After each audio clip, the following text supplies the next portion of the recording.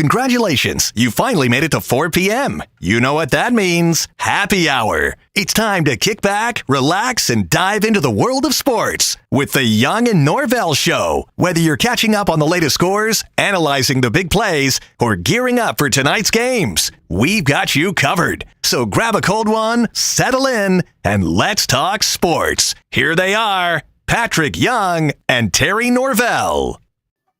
I'll tell you one thing. Every Wednesday is a special Wednesday here at Twin Peaks, our Wednesday home. Terry Norvelle, Brent Beaird taking his time settling in. I don't know if you're on 2 or 3. Can you say hi? Hello. Oh, there you are. Take your time, my friend. He's Brent Beaird. I'm Terry Norvelle. The show, as you can see, is the Young Norvelle Show. Patrick will join us momentarily. It's a big Wednesday around our parts because we're at Twin Peaks. It's a bigger Wednesday because Brent Beaird, Zach Rothrock, our producer, you guys realize that today is not only Wednesday Hump Day, Twin Peaks Day, it is National Cheeseburger Day. Did you know that? And I bet they got a pretty good one here. They've got one, and I've had one. Thank you very much. My cheeseburger count is 1 today. It is National Cheeseburger Day all over the world, and they take it very serious here at Twin Peaks. Also, Brent, it says 29.1 degrees. I walked in, set up the gear here at Twin Peaks. They're known for their 29-degree draft beer. Is 27 degrees when I walked in. Oh, even above and beyond. You and me, we don't want 27. No, but 57 would be really preferred. Real nice. There's our buddy Jonathan running the place here, rocking and rolling here at Twin Peaks. A lot to get to, Brent. A lot of college. I want to tap into your college knowledge. I like that, by the way. Yeah. College knowledge.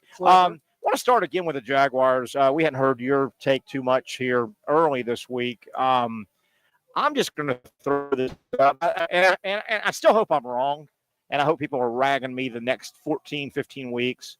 But going in all offseason, all summer, I have been consistent. I don't think this is a very good football team. It's not. I have said over and over, I think last year's Jaguar team is better than this current I agree with that. Jaguar team. I did not like anything they did with the offensive line of scrimmage. No. They go out and I'm fine with Morse, the center. I'm fine with a veteran, been through the wars guy that's 31, 32. I'm fine with that guy going to a line that's pretty stable. Yes. Okay, yes. He's just another piece. Well, they brought this guy like he's the savior on a bad offensive line. The fluffy Jaguar media, and I've said this for years, I think the fans fell for it again. Oh, yeah.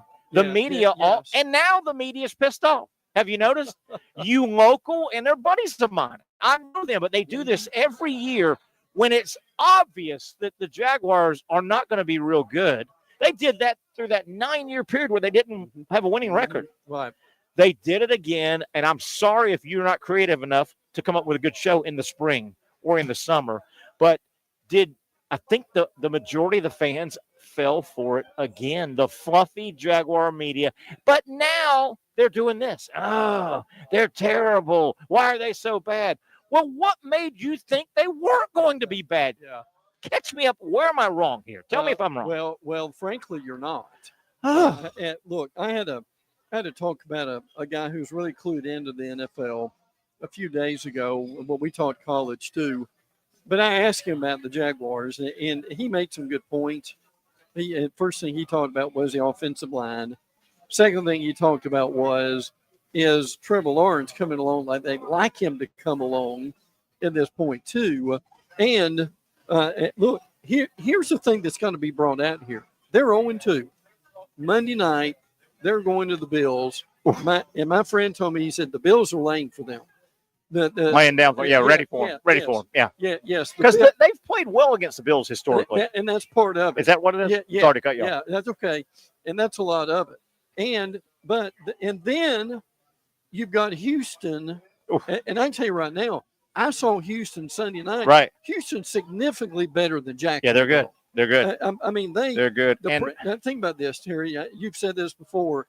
The pressure they're going to put on Lawrence and that offensive line is not going to be pretty. No. Will Anderson is an absolute beast for them right now. With Houston, with Danielle Hunter, didn't they go out and get Hunter on the other side, the big pass rusher, to go with Will? Right. I think I've got that right.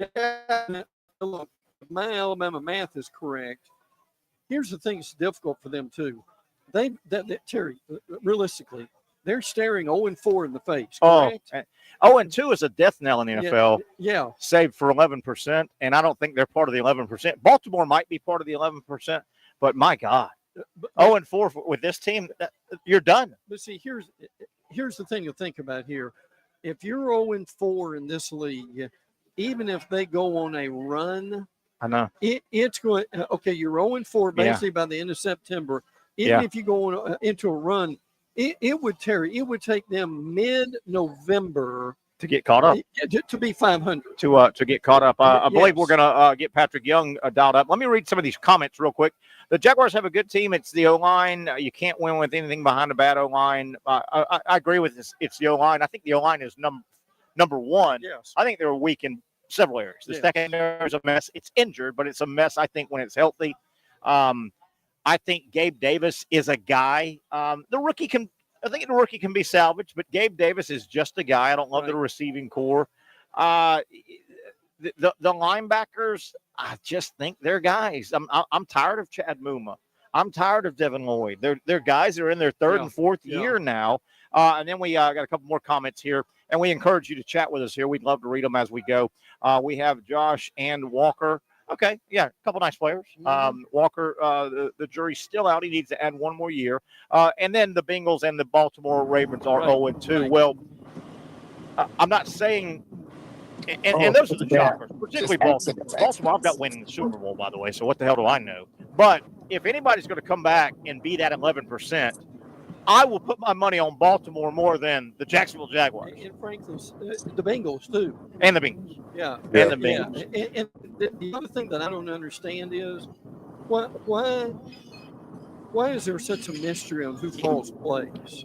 It's like Fort Knox. Do you understand why that is? I don't. Patrick, let's welcome Patrick Young in on our show here, the Young Norvelle Show. Pat, do you have any thought on that? I mean, who calls the plays? We're not saying tell us to play as you call it so we know it. We're just saying, hey, what is the hierarchy here of play calling? You know, I mean, is it that big of a secret? Why is it that big of a secret? I just feel like the same with Billy Napier. I don't know. I mean, in terms of Billy Napier, he's calling the play, so I guess it's a little bit different. He wants to die. He wants to die on his hill that he's going to call the plays. Correct. And it's just so weird. But like, down here, Coach, I mean, Coach Peterson will if there's a 4-5 12 team at the end of the year. Absolutely, I think Coach Peters is on the hot seat, and you just want to look back as a coach. Am I truly putting ourselves in the best position to win? And the way that they're calling plays, it's so strange. It's so strange. I tell you, or the way they're hiding it, like Brent said. What is the now?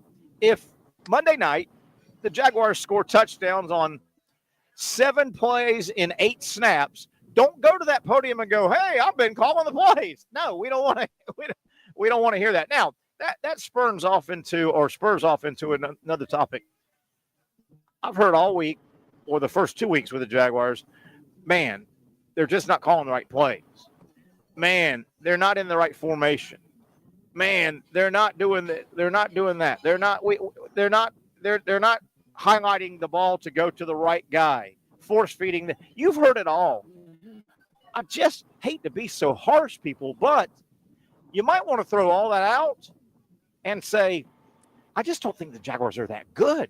Am I just, Patrick, just too basic here? Obviously, we're not Eagles fans, so the year they won the Super Bowl, it'd be hard for us to know what those plays look like, because I'm like, I mean, did Doug Peterson just bring that exact offense over to the Jags? Because if he did, you know, it's like you set yourself up for failure, because the Jags O-line is not the Philadelphia Eagles O-line that Super Bowl year, nor is the quarterback play, nor the defense, nor the running back, the receiver play. All that stuff is not there. So I'm like, you know, and look, they had some great play calls, especially for a guy like Nick Foles that picked up. And, you know, Nick Foles was obviously he's a Super Bowl champion and MVP, but he, you know, kind of middle of the pack guy overall.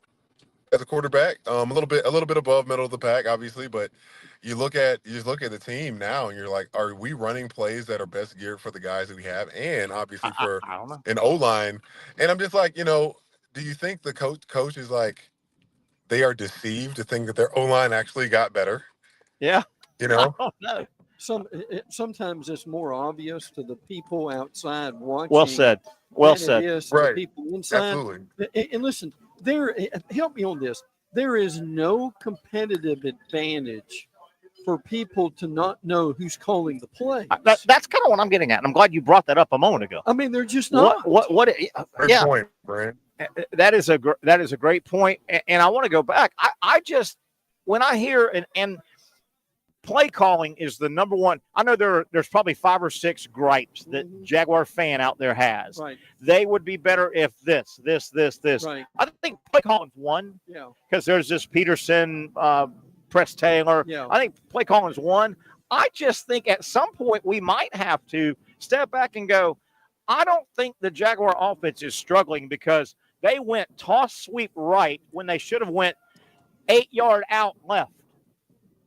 A lot of fans think that's what it is. Well, it's just play. No, I just don't think they're very good. No, maybe I'm simplifying it. I don't think much. they have the last year, but I just don't get it. Like last year, how many toss sweeps turned into positive yardage? One out of how many? And it's like hey, added one more guy to the O-line, so there's not that much improvement. Toss sweeps didn't work then, and I don't think you have enough evidence to believe the toss sweeps are going to work again this year. So hey, I got a great suggestion. Let's stop running them. Let's stop running those plays. Or if you've got guys who are game breakers and tackle breakers, you can do that. I don't know. Maybe I'm a very simplistic guy, but to me, and I get free agents and negotiations and contracts and all, but the offensive line's miserable. It's been miserable. Am I the only one that looks at the offensive line that the Jacksonville Jaguars have run out the last 3 to 4 years and say, now, all in all, the best lineman they've had was Jawan Taylor, and they let him go? Now, I don't know if they couldn't match or didn't want to match. Right? I mean, Cam Robinson, I think, stinks now. I think Cam Robinson is – nobody else is any good. The center from Buffalo is a 32-year-old legged. How old is Cam Robinson now? Cam Robinson's 29, 30? I just don't think he's any good anymore. I think his best – is his best football behind him? It could be. Jawan Taylor's the best offensive lineman they've had in 5 years. And see, the other problem they've got in the AFC, you've got some of the best edge rushers anywhere in the AFC. Yeah. And the problem with that is they can't keep these guys out as far as blocking them for any length of time. Look, some of that's not their fault as far as and listen, Terry and I talked about this and Pat in the offseason. What the thing that people have missed with this team is there were other teams. We talked about Houston. Houston's a great example of this. Houston is one of those teams that's gotten really good in the offseason. Yeah. And people aren't looking enough that they're too hyper-focused on what Jacksonville's doing or not doing and not paying enough attention to what their opponents and how much they have improved. And Pat, you and I kicked it around yesterday. I think you asked me, are you sure? And I said, yeah, I think I'm right. We are 2 games in, and the entire AFC South is looking up at the Houston Texans. 2-0 Houston, 0-2 everybody. Now, maybe a saving grace, a little silver lining for the Jaguars. Gosh darn, Tennessee and Indy both look terrible. I mean, there may be some wins there. You got 4 games, right? How about that terrible turnover by Will Levis that they just can't? And I get it. The coach, literally, their head coach was like, "What the bleep are you doing?" Yeah. And he had to address, and he's like, I don't regret how I addressed them. But they look terrible. Both Indy and I hate to be Terry Smart guy again, but how long does Indy go with Anthony Richardson? The guy cannot play the quarterback position. No. I'm sorry. He just can't play quarterback at the high college level or the NFL. It's just not going to happen. No. But those 2 teams look terrible. Guys, I wanted to get into this in a moment, but let's go ahead and kick it off. Last week, the NFL Power Poll came. It comes out every week. I think ESPN does it. And I've gotten to where I kind of think it's kind of cool to follow it. Mm-hmm. So out of week one, last week, the AFC South, I'm not going to go through the poll. I just worry about our division, the Jaguars division. Last week, number 6 in the NFL Power Poll, 1-32. Houston was 6. Jacksonville was 16. Indy was 20. And Tennessee was 27. Okay. That's 0-1, 0-1, 0-1, 1-0. Right. This week's Power Poll came out. Houston has crept up 2 spots. They're 4 right now, and I can't argue with that. No, not at all. Can't argue with that. No. They are 4 in this week's Power Poll. The Jaguars have dropped from 16 to 24. Do what they're doing. Pull up. Indy went from 20 to 28. And Tennessee went from 27 to 29. So let me there's guess. a silver lining. Number 30 or number 32 is Carolina, obviously. Carolina. Yeah. Carolina and the Giants, I think, were the last 2. But the only silver lining, gosh darn, the Jaguars might need to make sure they get at least 3 out of 4 between the Indy Tennessee foursome that they play. There's no guarantee for that either. Ooh, man. So your guy, you got a Buffalo guy that says they've kind of circled this game a little bit. Monday night. NFL guy. That, okay. That yes.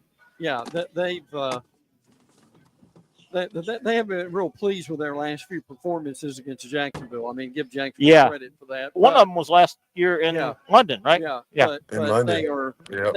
That's a game they're laying for, frankly, on Monday night. So, and look, who knows? I mean, maybe. And see, the other thing with Buffalo played last Thursday. Yeah, they've been out. They've been off. Yeah, they've been off several. They've been off what? And they dominated. They dominated Miami in that game. They really did. They really did. Which when that happened that night, the next day on the show, we were going, "Oh my, is that a referendum on the Jaguars?" Because they were in a slugfest with Miami and probably should have won it, but it went either way, and Miami won. And you go, that team just got obliterated. Oh yeah, it was 31-10. Well, and Tua's out now, for at least a month. Oh my goodness. Gracious. As we come up on our first break here on our Wednesday edition, place is filling up. Double happy hour, by the way. You know, they do a double happy hour Thursday through Sunday here, and it is National Cheeseburger Day. Come get yourself a cheeseburger and a cold beer on a rainy day. That's a Terry Norvelle holiday, right, man? It's good. Terry Norvelle holiday is National Cheeseburger Day. They're celebrating, of course, right here at Twin Peaks with the girls and the great food. Come by, say hi. I wanted to say this as we go to break, and it's looking ahead a little bit, a little 3-ish weeks, 3 games or so. Get that billionaire burger.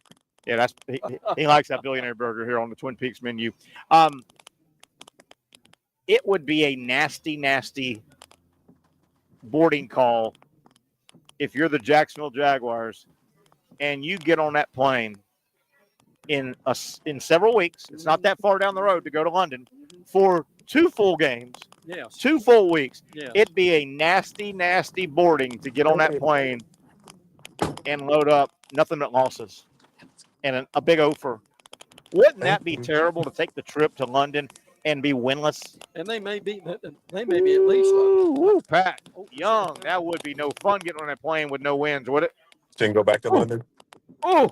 I think my mom just said if first break. that happens, We'll let Patrick order some food for all of us, I think. You order some food, Pat?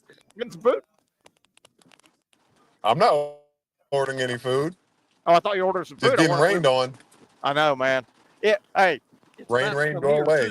About 2:30, 3 o'clock today, I had a lunch meeting at 12:30, got done. It was about 2:30 probably. It rained as hard as it could possibly rain.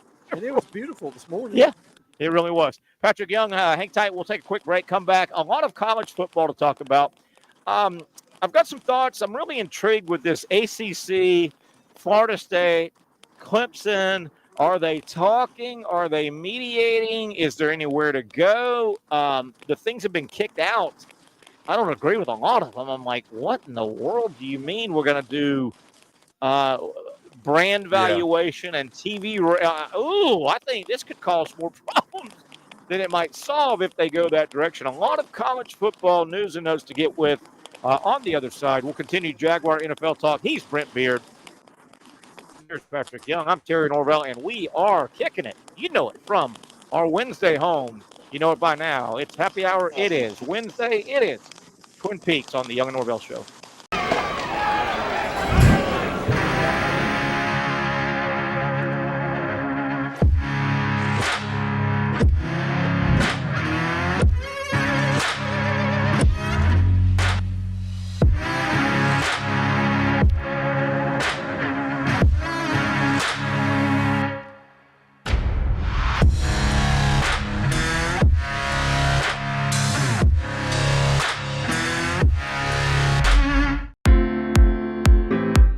At Southeast Orthopedic Specialists, we know pain and injuries can stop you from doing what you love. This is why our board-certified orthopedic specialists offer the latest in both non-surgical and surgical treatment options and create a treatment plan tailored to your unique lifestyle and goals. So, whether it is a sports injury or that nagging pain that's keeping you from doing what you love, our team has the right treatment for you. For more information or to schedule an appointment online, visit our website.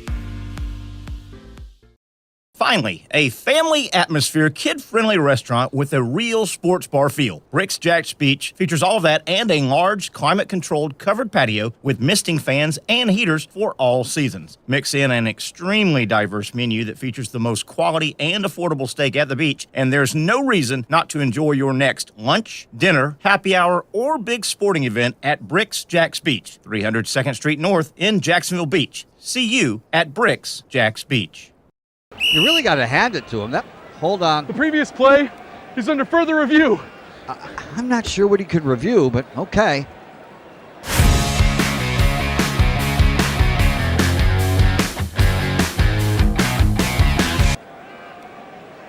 Sure has been a while. Dine in at Hurricane Grill and Wings for the football season. Well, there he is. Oh, what is that? The Action Sports Jax 24/7 network is streaming. I'm Stuart Weber, and I'm here to teach you a nice three-step process on how you can watch all your favorite programming from the Brent and Austin Show every weekday 10 a.m. to 1 p.m. or the Cup Date with me. It's fantastic. We talk NASCAR. It's a great time. Wednesdays at 1 o'clock. All right, first step, easy. Download the Action News Jax app. You probably already have it downloaded on your phone, so you might already have that one taken care of. Step 2, see that stack of pancakes up there?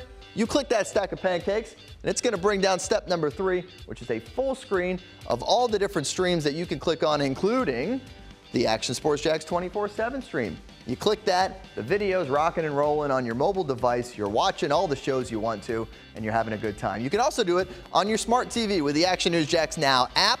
I do it on my Samsung TV at home. It's a great way to watch it on a nice, large screen for all the content. That's the Action Sports Jax 24/7 network. Hope you can find it. You trust CGC to make your water great, and now you can trust CGC with your plumbing needs as well. Fast, convenient scheduling, licensed and insured. A quick call away at 904-552-1242. You never know when you're going to have an issue with a shower, toilet, or maybe it's a sink that sometimes is easy to fix. All right, let's be honest. I'm not fixing anything.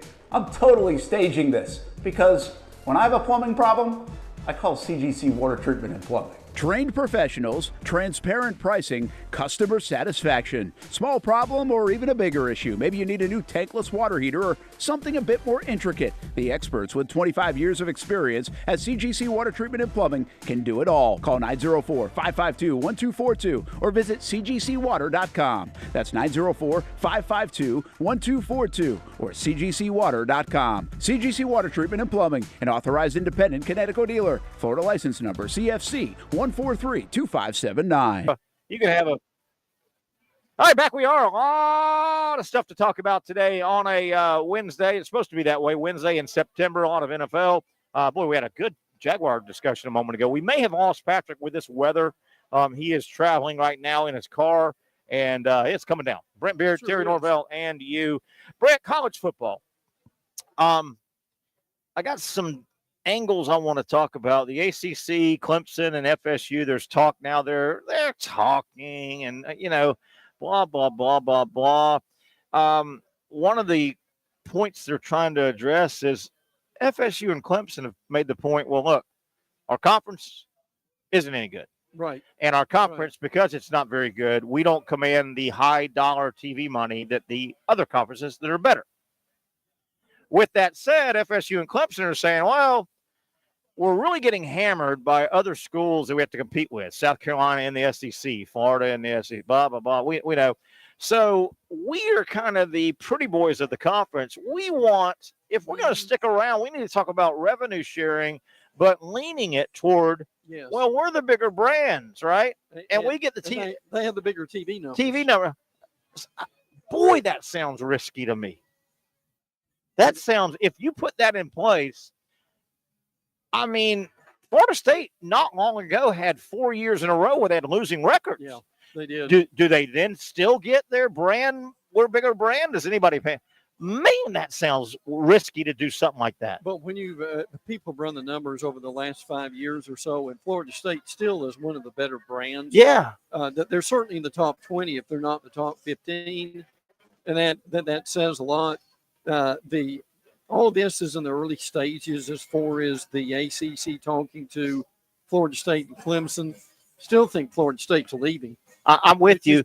And, you know, this brand valuation, TV ratings, Clemson, FSU say, well, we need to be getting looked at by that, and that means we should get a little more money than the other schools. Well, I'm assuming Duke and North Carolina during basketball season are going to take a ton of money. You would think. I just think that's pitting school versus school. The other thing, to me, Brent, that still doesn't solve the number one issue. The number one issue that is still in place in this ACC, FSU, Clemson, money, blah, blah, blah. The conference has done nothing to strengthen itself. No. Adding Stanford, Cal, and SMU just cuts the pie. And, Brent, even if FSU and Clemson get a bigger cut because of brand valuation and TV rates year after year after year, the conference not being strong, the TV numbers come up about every 10 years, right? They start renegotiating every 10 to 15 years. Right. When the TV negotiations come up again, FSU is still going to be way behind because the conference they're playing in hasn't. They're not really getting anywhere. Well, to your point, I was thinking the same thing. It's amazing how alike we think sometimes, but FSU people would tell you, fans and administrators, yeah, we love to have more money. We think we deserve more money.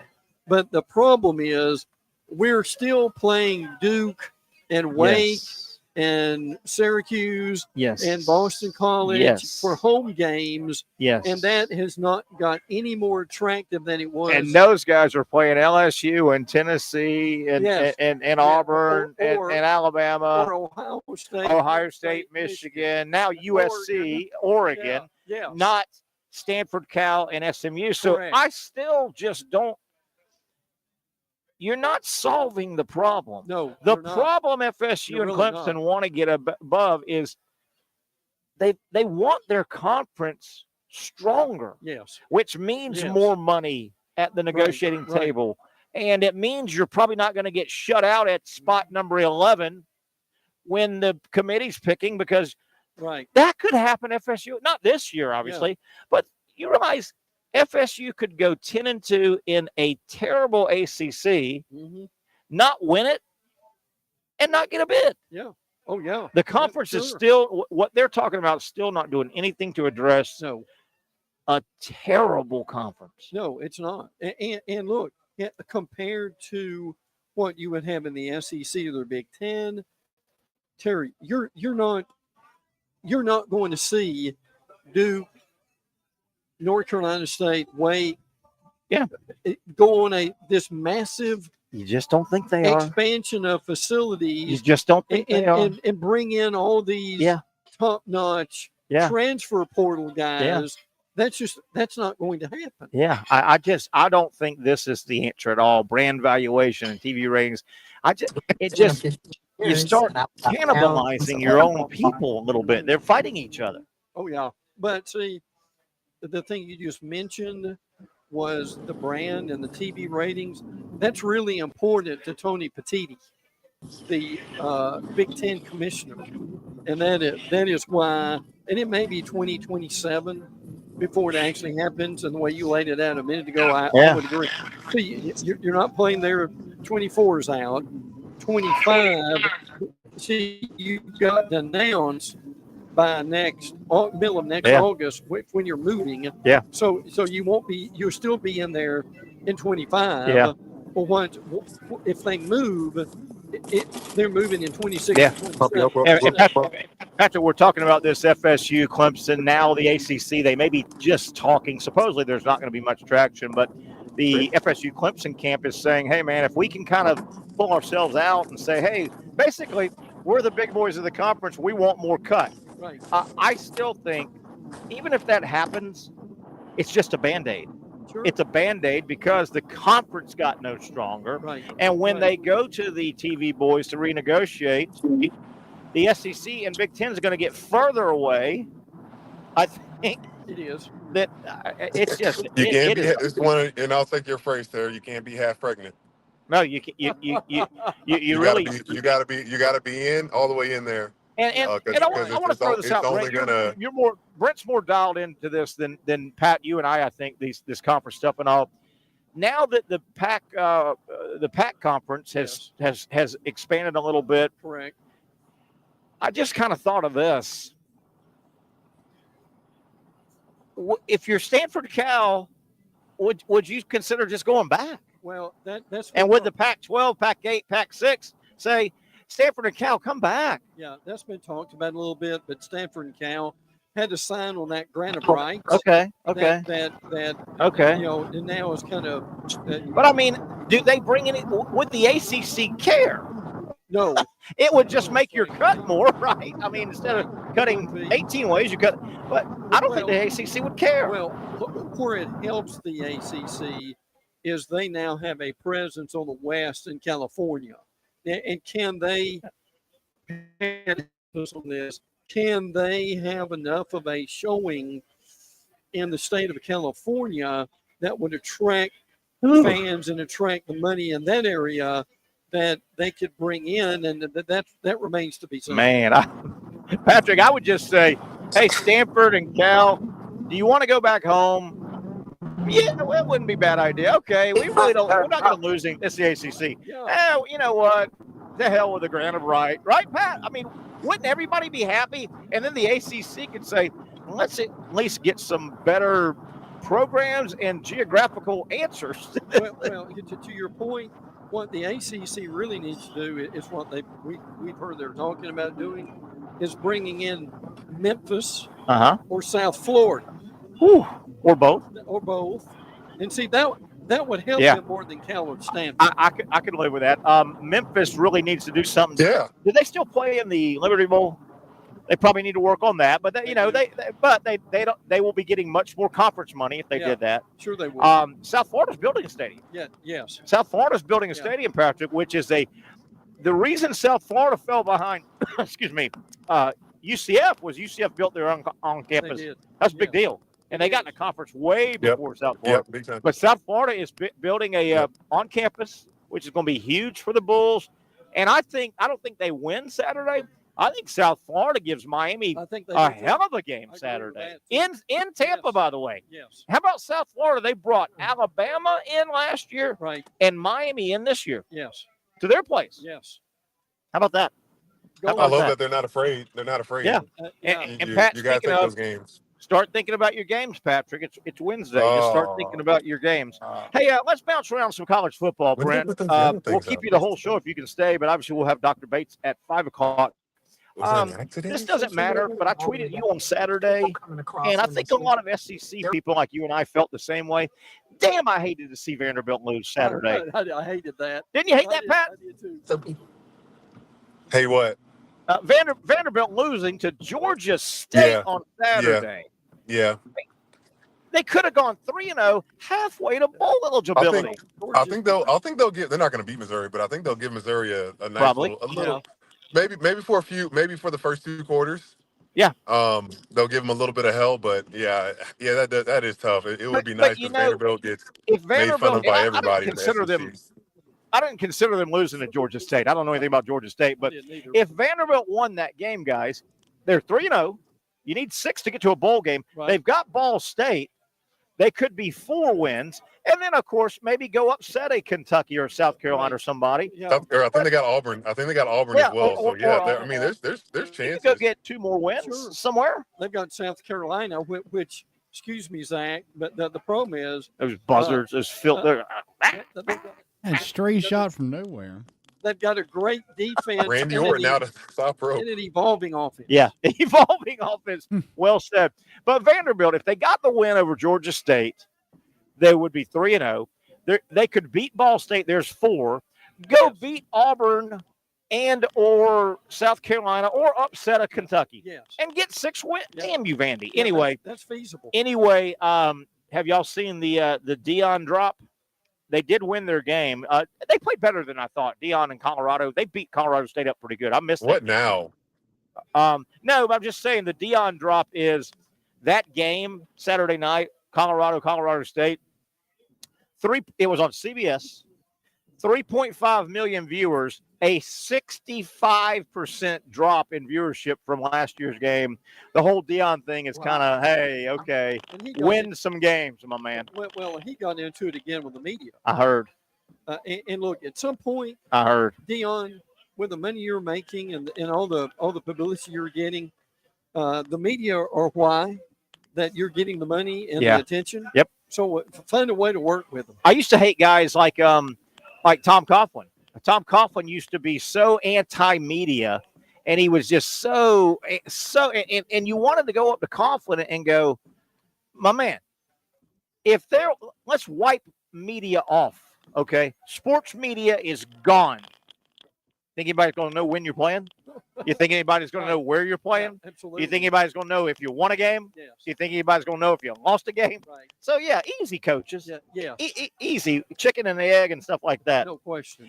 Guys, some more college football. I want to throw out I didn't realize during the I am really impressed, including in a loss with Boston College and Bill O'Brien. They played, and I got that game right. I took BC and those points. No way they were going to lose by 16 and a half. No. Are you impressed? Bill O'Brien knows what the hell he's doing. He does. He really does. I mean, they play hard, man. They do. I agree. And look, really, I mean, Missouri, it was good to see them come back, but you've got Western Kentucky, Virginia, you've got Syracuse, you've got North Carolina and Pitt. Now Pitt's a bit better. There's some wins in there. Absolutely there are. I mean, Patrick, I think you and I were following that game. Yeah, that was that game we watched in the press box as well. Remember that Boston College and Missouri, and Boston College, man. Oh yeah, yep. Bill O'Brien took over that roster. This is his first damn year. Yeah, but this is a seasoned right football coach. Bill O'Brien's best coaching still was at Penn State. Yeah, and what he did after all the terrible tragedy that happened there. Yeah. Definitely. We got a lot more college football to get into. Let's keep it here for a few more minutes, take a break, then continue college football. Georgia, obviously we'll talk Florida State, the coaching situation, the train wrecks in Gainesville and Tally. Georgia, boy, what a perplexing start to the season for Georgia. 13-12 winners the other night. Weird game, ugly game. Kentucky played off their out of their minds. Really did. You know what I see with Georgia, and Brent, I want your Pat and I've talked about this a lot. I want your opinion. Okay. I don't think Kirby right now is having any luck stirring up his team. Georgia has been so good for so many years in a row. Agreed. It looks like the Bulldogs, and this may even be a subliminal kind of subconscious thing. Kirby is having trouble getting Georgia excited unless there's a low number next to the other team. Right. That it looks like he can't stir his guys up unless it's Georgia, Alabama, Georgia, Texas, Georgia, Tennessee. Do you see the same thing? I do. They're about to get 4 really good ones coming up here. Really good teams. Yeah. Oh yeah. What are your thoughts on Georgia's? It just looks like he can't get through them right now because Georgia has played so many big games over the last 5 years, which is what has impressed me about Saban all those years. Yeah. He stirred his guys up for almost every game. And speaking of Saban said when you near the 10-year mark, kids start listening to you. They stop listening to you. Ah, interesting. And Kirby's right there. Yes, Kirby's right there. There's Do you no see doubt. that, though? It looks like he can't stir them up and make them, hey, that team on the other side of the field, they're on scholarship, too. They want to win. Yeah, but it's not a huge game. Again, when it's a huge – we're Georgia. They played so many big games. It hurt them, obviously, losing Tate Ratledge. Uh-huh. But look, people who didn't see that game, Kentucky could have won that game. Sure could have. And again, sure could have. And again, I know he got a lot of criticism. Mark Stoops did for punting at the end of the game. Yeah, instead of going for it on fourth down, which you've got to at least try to be able to do that. But I mean, they are kryptonite to Georgia. Yeah, they really played Georgia tough. The way they played in Lexington. Yeah, they really played Georgia tough. But Pat, man, that is a tough way to be when your team. And I'm not saying Georgia's cocky or anything, but it's human nature. And Pat, you phrased it somehow. Somehow you phrased it the other day. Human nature, yeah. You got to constantly fight it. And yeah, I think it's hard for Georgia when they've been so elite to look at those games and the smaller games, the games where teams are, and they want to get to the playoff now. They want to get to the big games. Yeah, they and I get it, but part of the process is one day at a time, every opponent. Treating them the same. It doesn't matter. And Coach Donovan would always say this: you're going up against a nameless, faceless opponent. Yeah. I don't care who they are. We're just going to play our brand of game, our brand of basketball. I mean, think about in the sport of football where you play 12. You don't play, basketball. You're playing 30 games. Sport of football, you got 12 games. Think about the last 5 or 6 years. How many just mega big games? Oh, yeah. Second-ranked Georgia, first-ranked Alabama multiple times. Georgia at Notre Dame, or Georgia taking on, just Tennessee, highly ranked. Yeah, I'll tell you. Georgia against this team. And it's like if it's not a huge game, he can't stir them up right now. And the other problem they've got right now is they don't have a Brock Pike or McConkey. I think they're missing both of those guys. Bad. Now Dominic Lovick really stepped up. He did. He had a good game. I thought ETN really stepped he played up well in the fourth quarter. But your point, I was watching that Georgia game the other night, like everybody, and I immediately went the same thing. I went, you know what? Boy, this is where Brock Bowers and McConkey would make those 3 or 4 plays. Absolutely. Back-breaking plays. And Lovett did step up and played well. Sort of a little bit like that is when I look at FSU. And I said it in the offseason, and it's true. Boy, Trey Benson bailed them out a lot and they don't have him back there. Well, they don't have him back there. And look, Jordan Travis is the same way.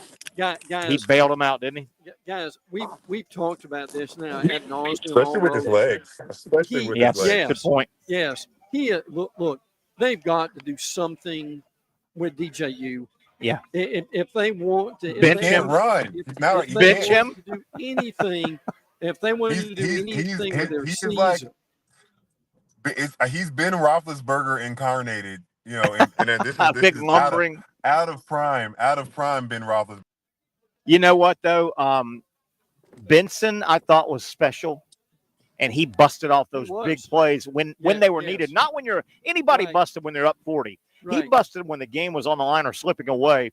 And your point about Jordan Travis, you look back now at FSU and you go, well, hell, they've got a terrible offensive line right now. They might have had a terrible offensive line the last couple of years. Travis hit it because think about the plays that come to mind. When I think of Jordan Travis, I think of last year's Boston College game up there. He had a couple of incredible scrambles. I think of 2 years ago against Florida in Tallahassee. Remember, he scrambles and makes all those touchdowns. He scored like 2 by the pylon. Mm-hmm. They were about 20-yard runs. Well, he was running because their offensive line was any good. Those weren't planned quarterback runs. No. He might have hit their offensive line. The biggest disappointment for them besides DJU is their defensive line. What has happened? That defensive line was Farmer and all these guys. You thought Marvin Jones Jr. and Peyton. Yes. And those guys just really have not been able to live up to any kind of building. Pushed around. And look, we said all week long Memphis would beat them. Yeah, or give them hell. Absolutely, and that's what happened. And they beat them too. They beat them up. Let's take a break. Come back. We'll continue some great college football talk. with Brent Beaird, Patrick Young in and out with some weather issues. We'll have Dr. Aaron Bates coming up at the top of the hour at 5 o'clock. We've got a lot of stuff to talk about with Dr. Bates, including it's out of his specialty, but I just want to ask him, Doc, you're a fan? You've seen Tua go down. We've all seen him go down. Yes. Doc, what would you do with him? And I know you're not a neurologist. That's a great question. But, Doc, what would you do with Tua? That and a whole lot more. Stay right here. It is National Cheeseburger Day. What better place to be on National Cheeseburger Day than Twin Peaks at the intersection of Atlantic and Kernan? Great cold beer. Get yourself a cheeseburger. Have a great hangout. Let the rain stop. Swing in. Say hi. Listen to the show, and you'll be glad you did. Brent Beaird, Terry Norvelle, Patrick Young, and you, the Young and Norvelle Show on Action Sports Jax, continues after this quick timeout. For those dealing with pain from a sports injury, arthritis, or spine condition, Southeast Orthopedic Specialists offers innovative new non-surgical options. Our regenerative medicine treatments, including platelet-rich plasma and other regenerative treatments, use your body's own restorative cells to aid in treating injuries. These procedures are performed in our offices and typically require minimal downtime. If you want to get back to doing what you love, our regenerative treatment options may be right for you. For more information or to schedule an appointment online, visit our website.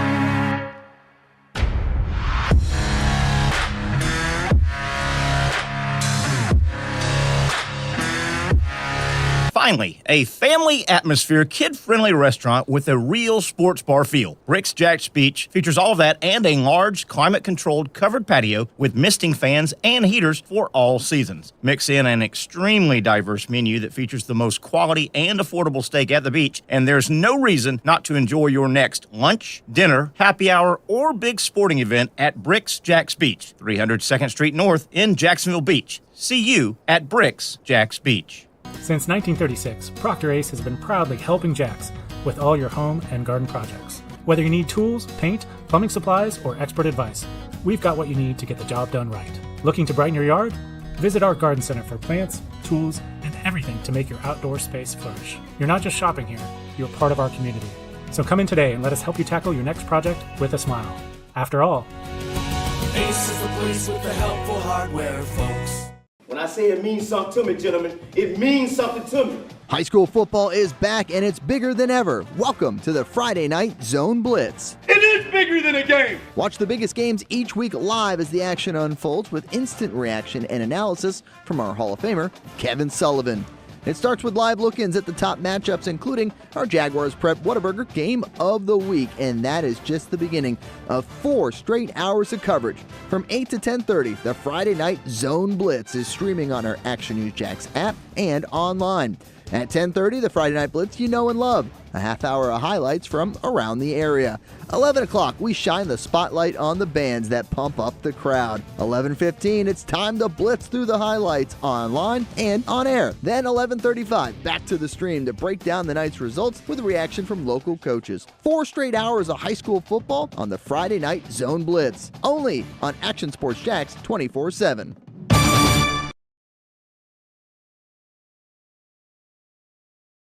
Baker Sports is local sports. Uniforms from Pop Warner and Little League to travel ball, high school, and college. They make you look good. They help you play good. Baker Sports has been helping families make memories that will last a lifetime with their Baker's Buckets. We've got a lot of these filled with baseballs and softballs in the garage.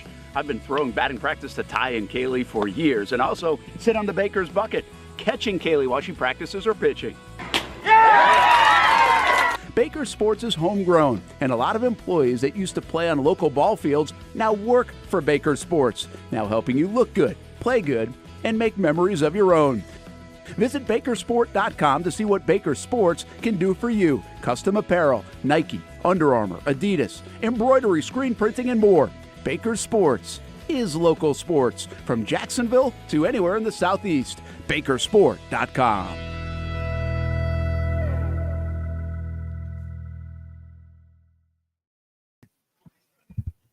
Okay, you see us. We kind of know that you're seeing us, but we don't see you. How about that, Terry Norvelle? That's television. Brent Beaird, yeah, it is television. Hey, wait a minute. You say, oh, we can't say, hey, wait, what are you doing? What are you doing in there? Brent Beaird, Terry Norvelle having a fun time here on a Wednesday. A little overcast, a little rainy. At times, it's been hard for 20 minutes here and there. Be careful if you're out and about. Always be careful, but with this kind of weather, if you're coming down Atlantic Boulevard, heading toward the heading east, head toward the ocean. It is National Cheeseburger Day, and the girls are serving them up from the kitchen here at Twin Peaks. Of course, they're taking great care of everybody here. Happy hour in full swing, ice cold beer, tremendous menu, and just a fun place to hang out. Brent Beaird, we're going to keep you another segment. Then we'll talk some sports medicine with Dr. Aaron Bates. Florida, I've gone on record. I think they've got to let Napier go. I kind of understand why they might not have done it this week. Why not use the off week? My thought process is everybody knows he's not coming back. He's fired. Right. Everybody knows it. With that being the backdrop, you got to get him out of the building. And that's not a knock on him, but there's the words I've been using, I think you know, malaise. There's a pall. Right. It's a funeral visitation that doesn't have the service, and the service is just out there if you don't make the move, right? You can't have visitation, ... You got to have the service and finish it. Right. Right now, it's just hanging there. Do you think they've got to make a move? Yes. In season? Yeah. Well, and look, here's the problem. And we've talked to some national media about this, and their point, and a lot of other people's point is, if you had someone on that staff who could be the face of the program and be the interim, look. Now, I've been very, very clear about this. He may want it, but the last thing they need to do is hire Urban again. Yes. I'm just telling you, that would be an absolute nightmare at some point. But here's the thing that's worth considering. You described the malaise, Terry. The problem where they're heading for is apathy. That's terrible. Apathy's terrible. When you get to apathy, that's a bad place to be in your program. Yeah. Well, see, what I wonder is, do they even make some kind of announcement? And schools have done this before, that Coach Napier will finish the season out, and at the end of the season, we're going another direction. I could live with that if it's all out in the open. Right now, this cloak and dagger, he's fired out. Well, right. Kind of, Ron Zook stuck around. Yeah. Didn't he? Didn't Zook stick around and go into Tallahassee and get a win? And look, I will never forget being in the locker room at Florida State after that win, and those assistant Gator coaches were there. Yeah. And they were mad because they were thinking, boy, oh boy, they fired us and we just beat FSU. Well, no, the reason they fired you was you weren't very good. Yeah. And the whole season was average. Yeah, I was at that game. I was at that game on the field post game, and they carried Ron Zook off. They sure did. But that was the right thing to do. It was. He didn't need to come back. He didn't need to come back. I think Patrick's back with us, and he concurs. I think Florida, short of doing what you said, and I mean big press conference and let the world know, hey, we're gonna hold it where it's at. Billy knows we've made the move. He's gonna honor his contract. He's an upstanding man. I could quasi live with that, but yeah, I understand why they probably should go ahead and get rid of him. And you said, too bad they don't have somebody to hand it off to, a quality interim. Right. Well, that's another era that Billy Napier. Sure yes, and Pat, I think you go back as far enough to know this. Brent and I certainly do. I'm not saying every unwritten rules got to be in place, but Brent Beaird, in college football, the history of your coaching staff, almost without a doubt, if we went back and looked at every coaching staff, there's always, of those 9 or 10 coaches, there's always 1 or 2 grizzled veterans. Right. Yeah. Right? Always. There's a former coach that's 61 or 65 or 55, but he's had 2 Division I jobs. He was a coordinator. His resume is this long. Yeah. He doesn't have that. No. Isn't that always the way it was done? Yeah, absolutely. And see, the other problem is he's calling plays. If you get rid of him, who's going to call the plays at that point? Patrick, you want to call plays? Absolutely not. I have no idea how how long those football plays are too. Yeah, it'd be a disaster. Well, gosh darn, Brent. In basketball, we're just like thumb side. Yeah, thumb side. Yeah, thumb side flash or something like that. Thumb side flash. To remember basketball plays. I brought the name Bill O'Brien. Does Florida in their list just throw Bill O'Brien? He's not sexy. He's damn sure a solid, grizzled coach. He hasn't won championships. I mean, I think the fans would revolt over that. Yeah, you think that would be bad? I mean, look, okay, I'm just throwing names out. I hear you. And look, he and frankly, he'll do a good job at Boston College. He was okay in Alabama as a coordinator. Awful with the Texans. But look, right now, it's Lane, it's Eli Drinkwith. Yeah, you hear a little bit of Judd Fish, but I don't know if they after 1 year if he would leave. I don't know. think so. And I don't know about him. Do you buy the buzz on? And Pat, you might have seen it as well. There's buzz out there in viral land that Florida may be ready to throw 14, 15 million at Lane. Yeah. And let him just decide yay or nay. But I mean, that would be the biggest number. Kirby's at 13, I think, and that's the big number right now. We'll see. Lane gets what, 8 or 9 now. I think so. I think he's at 9 now. I think. So and I mean, here's the other what's thing. the difference between 9 million and 14? I mean, in terms of quality of life. Yeah. Oh yeah. Right. From what I understand, also Lane's buyout is $4 million, which is very low. Oh, wow. Have you heard that? Very low. In today's terms, but see, Ole Miss, people don't realize this. Ole Miss has a lot of money. Yeah, sure they do. All these schools have money. And Ole Miss may be able to match that. So, and then it's his decision. But you know, the thing you hear is Florida's been Lane's dream job. Yeah. Now I'll say this: if they announce, they can't, but at the end of the year, if they announce Lane, you talk about an infusion of momentum and excitement. Oh my goodness! Wouldn't you agree, Pat? Lane Kiffin, with what he would bring before the football's touched. And boy, that's what Florida football needs. Oh my God. They need an infusion of just excitement down there. Lane Kiffin is definitely a guy you get excited for, and because his offensive mind. There's no gray with him. He's pretty straight up with how he operates. Yeah. And you know, I think it'll help recruiting because people love the style of play. Oh, kids would fight to go to Gainesville. Offensive players, and plus he has not been resistant to NIL stuff at all. Like he's picking up kids and Lamborghinis and oh my gosh. And you know, I've got an answer. You hear this? The anti-Lane group. One of the first things they say, "Well, he's never won. What's he ever won at Ole Miss?" Here's my comeback. Tell me who has won at Ole Miss. Yeah. Okay, Johnny Vaught's not walking through that door in 1959. I love when they say he hadn't won anything. He had no championships at Ole Miss. Nobody wins at Ole Miss. No. Has anybody done what he's done at Ole Miss? Start rattling off 10-win seasons? No.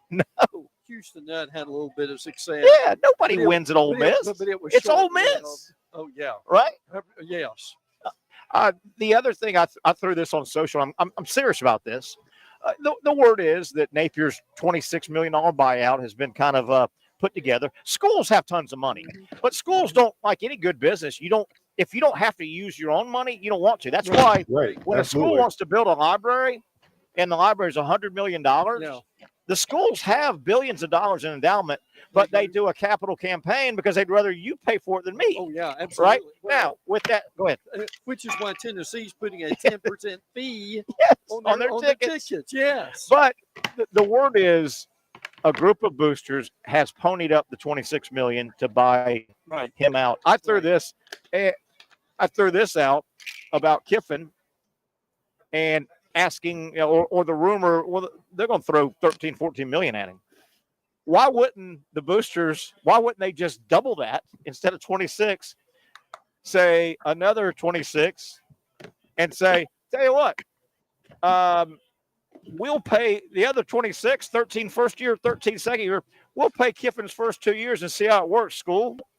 And if it works good, you start paying him University of Florida in year 3. Yeah. Just go double the money. And a guy said, well, wait a minute, you also have to buy him out. Well, his buyout's only $4 million. Right. Only. Now, that's incredible. Oh yeah, the other thing with Florida is you've got to it's the staff, but that staff's not going to be having a whole lot of money to add on to. But if you're raising $26 million, and I know the OC, the co-OCs are making $1 million here and there. If you add that staff up and Lane's $4 million, if you're already raking in $26 million, another 5 total is not going to kill the deal. You go find the other $5 million, don't you, Pat? Just go find it. Are you kidding me? You know.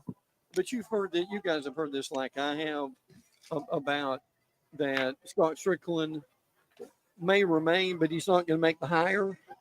I mean, if you're look, how in the world from a PR standpoint could you get by with that? I don't know. A mess.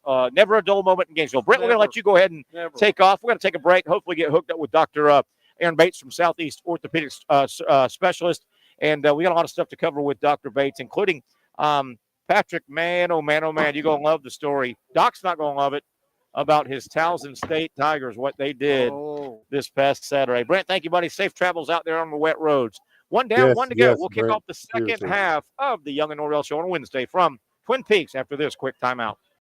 Finally, a family atmosphere, kid-friendly restaurant with a real sports bar feel. Bricks Jax Beach features all of that and a large, climate-controlled covered patio with misting fans and heaters for all seasons. Mix in an extremely diverse menu that features the most quality and affordable steak at the beach, and there's no reason not to enjoy your next lunch, dinner, happy hour, or big sporting event at Bricks Jax Beach, 300 2nd Street North in Jacksonville Beach. See you at Bricks Jax Beach.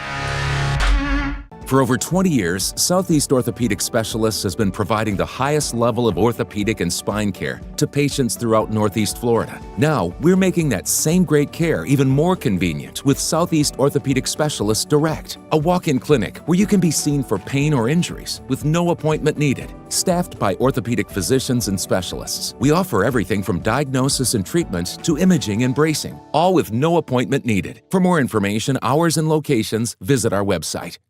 You really got to hand it to him. Hold on. The previous play is under further review. I'm not sure what he could review, but okay.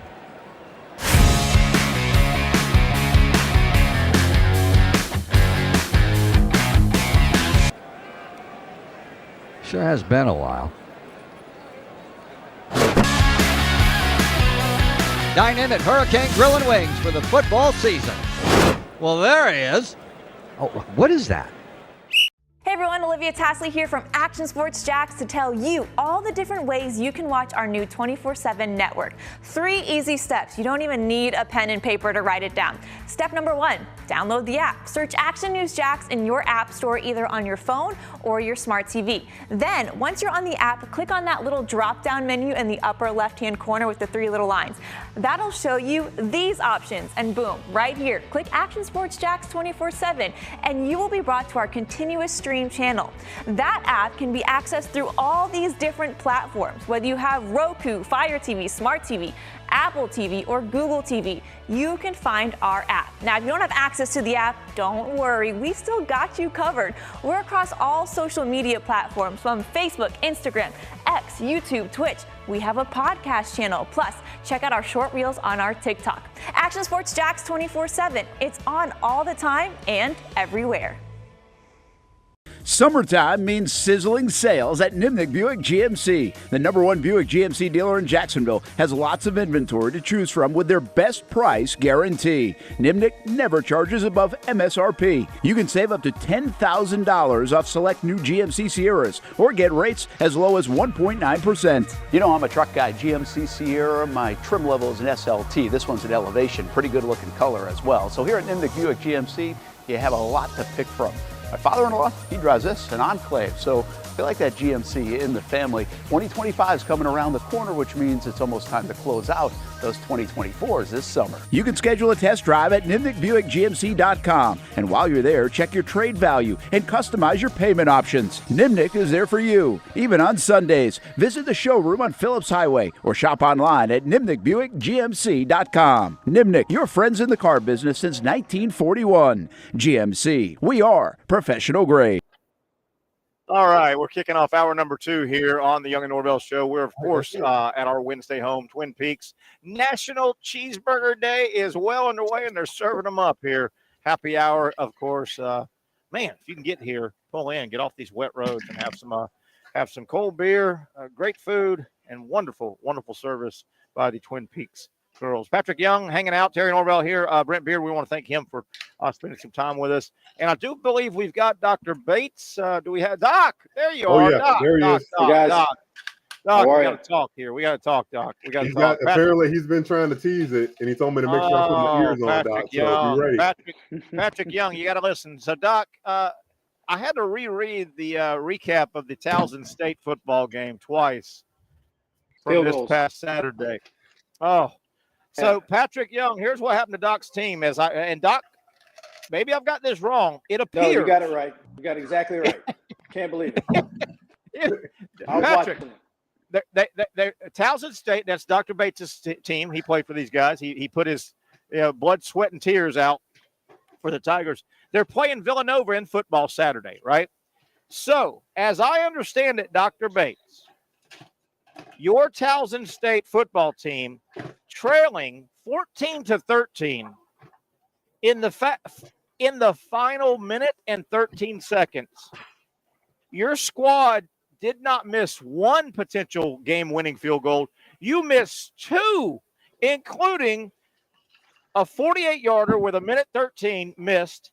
2 plays later, you get a fumble, you recover it, you try a chip shot 37-yard field goal with 4 seconds left. The buzzer sounds, and how do you miss 2 potential game winners in a minute and 13? Pressure ain't no joke, Terry. Well, the real question is, how do you miss a shorter kick? Shorter one, too. 25.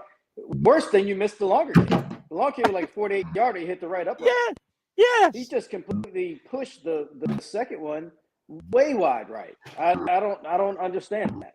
I don't understand it. Patrick, I had to read this thing. I'm like, this, and it was the same guy? Same guy. Man. Oh, and Doc, I don't want to rub salt in the wound, Dr. Bates. And Patrick, listen to this. If I read this right, your next game is against North Dakota State. Yeah, we got that Saturday. In North Dakota. Yeah. North Dakota. Oh, Dr. Bates. Oh, my goodness gracious. It'll be a rough one. Woo, that was tough. When I read that, I said, man, that's got to hurt. That's got to hurt. Hey, Doc, I know, obviously, orthopedic surgeon, Southeast orthopedic specialist. Neurology is not, your specialty. Just give us your thoughts. You saw Tua go down again.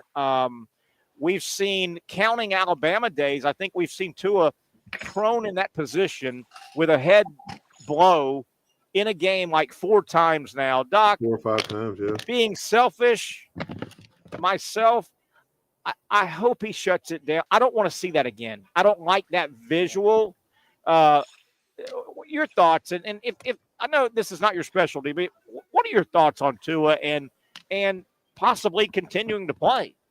Yeah, we all know that these concussions are additive. So yeah. And it kind of shows, particularly he's a great example of that.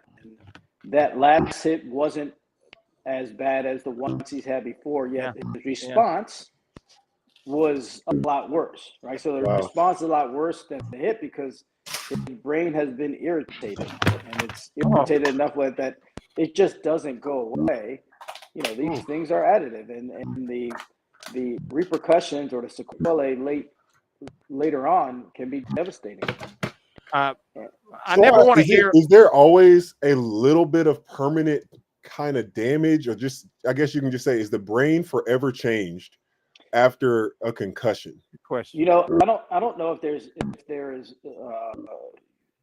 because CT scanning and MRI scanning, those imaging studies, really they're going to look normal.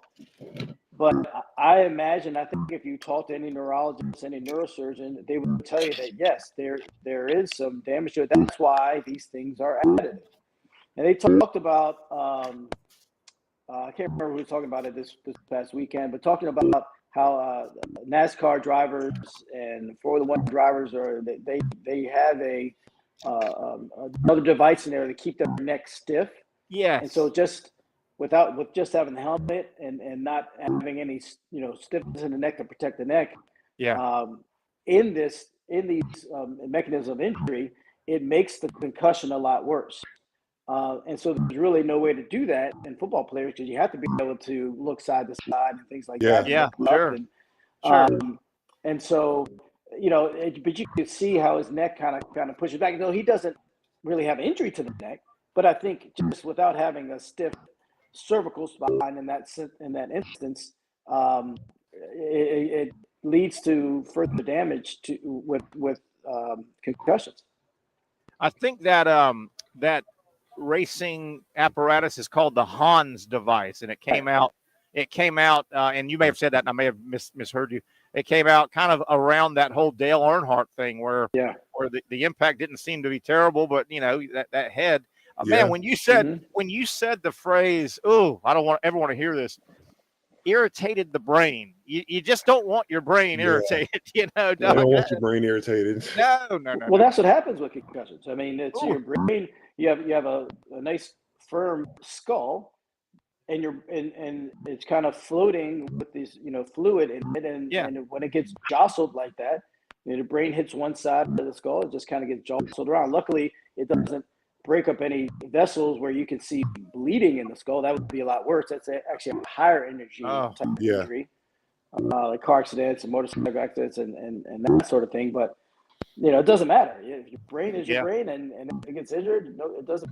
And I just thought about this. To your knowledge, have you ever seen or heard of a football player getting hit in the head so hard in a game that they have to get a hole or something drilled, so they can relieve that pressure? Because I know for certain head injuries, that's a requirement, like to relieve that pressure. Have you ever heard that happening with a football player? No, I haven't, because the reason you hit that pressure is because you get bleeding inside that area. So you get bleeding inside of that area, and it's just you only have so much capacity within a rigid skull or just a rigid space. And so something's got to give. So if you continue to bleed in that area, it's going to put more pressure on the soft tissue. So that's why you had that burr hole to kind of release that. But that's more with higher type injuries. Yeah. And guys, as much football as Tua has practiced, probably from the high school, college, and NFL, and I know quarterbacks are protected in practice, but guys, you guys are former athletes. You can have a no contact, but who knows if he's hit his head a couple more times in practice? I mean, we know the 4 that we've seen. I think Alabama and 3 in the NFL. Man, I hope they hold him out. I hope he and his family make the right decision. Doc, who knows what happened in high school? Who knows what happened? TV. So who knows? Yeah, definitely. It just makes you wonder. There's always been whispers that at some point the safest way to make the game of football would be take the helmets off.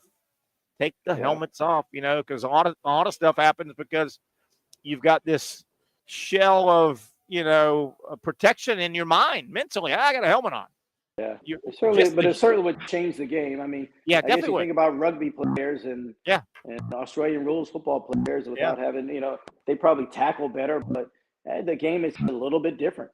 Yeah, it would definitely change the game. It definitely would, but that human nature element would come in if you don't have a helmet versus do have a helmet. Yeah, there's a human safe false or not, a safety net kind of feeling. Mechanism. So, yeah. I should not use my head as a weapon. Yeah, yeah, definitely. Dr. Bates from Southeast Orthopedic Specialist. We've talked about the oblique before, Quinn Ewer's oblique issue. It's kind of weird. I think he injured it a play or two earlier, because if you saw when he went down, the Texas quarterback, he was in a shotgun, turned around, handed the ball off, and went straight down and started grabbing his side, which probably it happened before. We've talked before a little bit. I don't remember, what is the oblique? Is it a muscle? Is it a bone? We talked about this, I think, when Christian Kirk got hurt last year. Yeah, we did. What is oblique? What does that mean?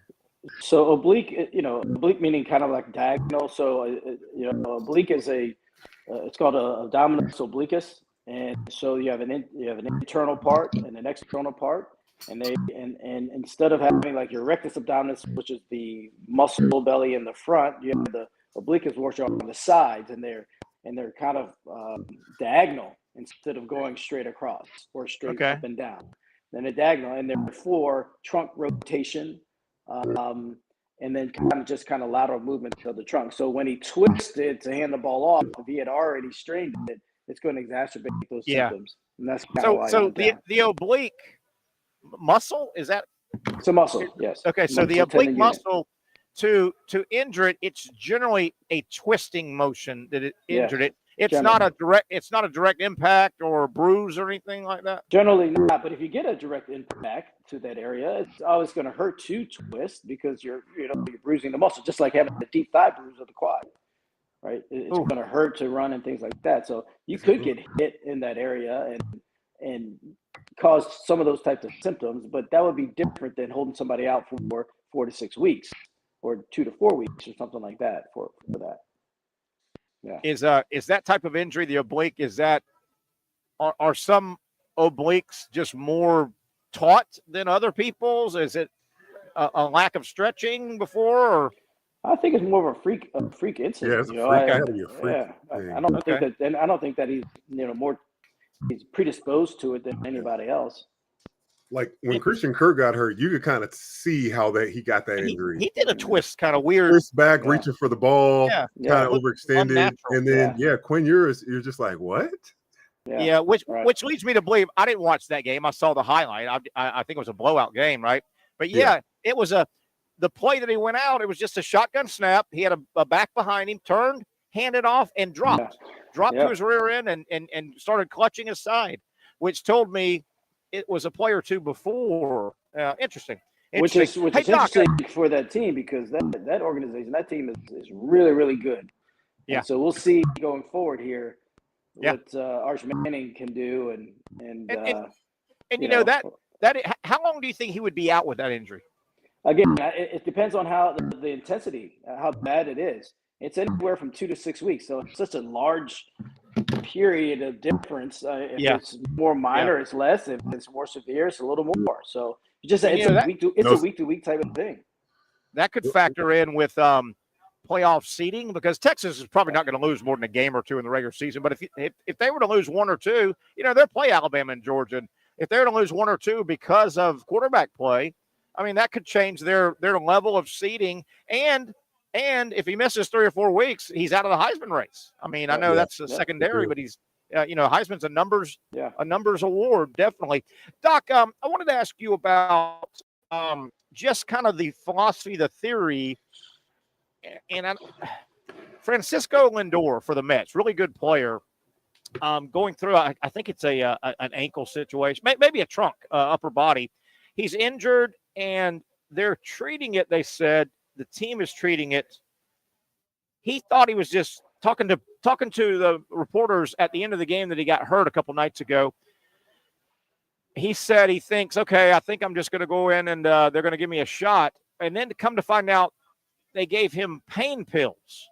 What is the determining factor? Pain pill versus a pain shot? And is there a reason why you would go one direction first and not the other direction, or vice versa?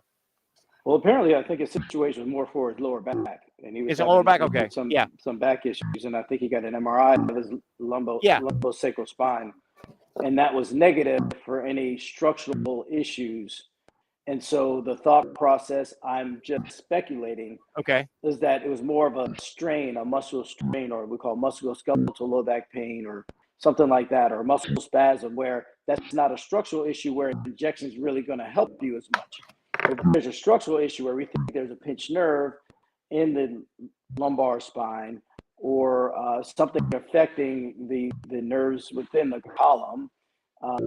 Sometimes an epidural injection, or we call a facet joint injection, or something like that, can help relieve that pain. And that would be the injection would be a higher treatment level than a pill. Well, yeah, I mean, because the injection is going straight to the source. Yeah, pain-wise, to control pain. Yeah, to control pain, control inflammation, which is going to control pain. I imagine that, what they gave him for his muscle strain or what we call musculoskeletal low back pain was probably a good anti-inflammatory, maybe a muscle relaxer. I don't know if they gave him any slight, low-grade narcotic pain medication to help settle it down. But that would be the last thing I would use. But really kind of treat the problem. Pat, you got anything else? I got one more. You got anything, Yeah, Pat? I got. This seemed. I was at a doctor's appointment today. What is plantar fibromatosis? It's not a sports injury. I think it's more for people with diabetes. But I saw the sign. I was like, "What in the world?" It's like, say it again. Yeah, plantar fibromatosis or metasis. Let me double check and make sure I'm saying it right, Doc. And you're not talking about plantar fasciitis. You're not talking about that. And by the way, Doc, I should have taken a picture of the sign. And Doc, I'm glad you brought up plantar fasciitis. I've been battling that with my left heel. Remember, I told you I have a stretch. How do I petition? I want it to be called the Terry stretch. I have figured out something that treats plantar fasciitis. How do I? Tommy John got his thing. How do I get my thing? I got the Terry stretch for plantar. I mean, I think you need to be an athlete first to okay. To do All right, that. I'll work on that. Work on that, and then we can work on the rest. Being serious for a minute, okay? I've been wrestling with this plantar fasciitis. My left heel just sore, and so I do at the gym. I do a lot of push-ups. I'm a push-up guy. I kind of like push-ups, and so it's about a month or two between sets, and I got to describe it. I'll get up on my knees. Okay. I'm on my knees and my legs are together. I'm on my knees, my feet, my ankle bones are touching. So my rear end is, I'm on my knees, but my rear end is kind of on my Achilles part of the back. Am I right? If you can picture that. Okay. You're stretching out your plantar fascia. So I start leaning back and I wasn't planning on it. I was just doing it between sets. I leaned back and go, damn, this feels good. This feels good. So I've been doing that for like 2 months, and I'm telling you, it's treating that, Doc. Do you tuck your toes, Terry, when you do that? Yeah. I'm kind of on my foot like that, leaning back. If you tuck your toes, you'll get it even more intensely. It stretches the heck out of it, Doc, and I'm telling you, it's making it better. It's the Terry stretch. The Terry stretch is doing it. Those are similar stretches that you would kind of, you wouldn't do them in that way, but that's what you would kind of do with a physical therapist. Nobody's ever done it but me. I'm the only one that's ever done it. Probably that way. I mean, you're probably the only one that's done it that way and actually lived and talked about it. But. And it works. I'm telling you, dude, it works, Doc. I'm telling you. Pat, did you get the pronunciation or no? Nope. Okay. Last one, Doc. Letter hose. That's another name for it. Later hose. I don't know much about later hose. Morbus letter hose. Some type of very rare foot issue. Very rare, yes. That is uncommon. You need me to, Pat. You need me to figure out something to treat that too. You want me to work on that? Connective tissue issue and connective tissue. Yeah, affects your ability work on that too, Pat. walk. I'll work on that too. Whatever it's called, I'll fix that one too, Doc. Doc, real quick. Last maybe one. your stretch would fix it there, Terry. Yes, exactly. It might. Yeah, honestly. Running back Pacheco for Kansas City out. Man, it sounds terrible. He's on the IR, I think they said, for 4 weeks. Fractured fibula. That just sounds terrible. Ankle fibula, or is the fibula near the ankle? Ankle near the fibula? What is going on there? Well, the fibular bone runs all up and down the leg, but up to the knee, from the knee to the ankle, or the ankle to the knee. I think this was at the ankle, from what I could tell. and kind of a non-displaced fracture there. So it's really an ankle fracture, but just a non-displaced fracture where he didn't need surgery apparently. Oh, okay. It just sounded terrible. Yeah, it just needs time for that to heal up. When I read it, fractured fibula, I go, oh my God. But it sounds like he's going to be out 4 weeks, and then I guess reevaluate, because then you could go back on. All right, Doc, we'll let you go. Is your game at North Dakota State, is that a TV game? How do you catch your games? I don't know. Sometimes they're on Flow Sports. Sometimes they're on ESPN Plus. And you were watching that game live last week? I was, yeah. Terrible. Oh my God, that must have driven you nuts. Yeah. Yeah, actually, after they missed the first one, I kind of stomped off because my wife and I were watching it, and she didn't tell me that they had picked up a fumble, and they were about to, and I was coming right back in when they're about to miss that second one. I should have just stayed in the bathroom. Oh, so real quick, the 48-yarder was missed. Villanova gets the ball, of course, change of possession. 2 plays later, they fumbled. Did you see, did they punch it loose, or was it just poor? I didn't see that part. I wasn't even in the room. So I didn't know if you went back and saw it. And, I didn't know if you went back. I didn't look at it anymore. No, I'm just so disgusted. Patrick, they missed 2 field goals in the final minute and 13, down a point. Yeah. How do you do? You got to work to do that, man. You got to work hard to do that. Right. You're trying to lose the game. Just trying to lose it. All right, Doc. Good luck against 7-time national champion North Dakota State at their place. Good luck. Yeah, we already lost to them in 2012 in the national championship game in Frisco, Texas. So, yeah, that's where they played at too. Yeah. How about that? Towson went to the championship game. How about that? All right, Doc. Good stuff as always, buddy. We appreciate it. Patrick, hang tight. We got about a half hour to go. Let's wrap some stuff up on the other side. You may have a couple things as well. It's the sun is out now. Holy cow, Patrick. It's so weird. I don't even want to talk about it. It makes me frustrated. I'm infuriated. And then there's a dark cloud over there. Yeah. Oh, boy. All right, let's open up the chat. Again, we had several people the first hour chatting with us. Feel free to drop us questions, comments, thoughts. If you would like to add. I just sent you a picture of if you can do this, it'll be even more intense of a stretch. Okay. If you can tuck your toes forward. I think I do. That'll stretch the heck. Look at the picture I just sent you. Hold on. Let me see if I can find it. How did you send it to me? Okay, hold on. I do want to see this because that stretch I stumbled into, man, it works. You sent it as a text? Yeah. All right.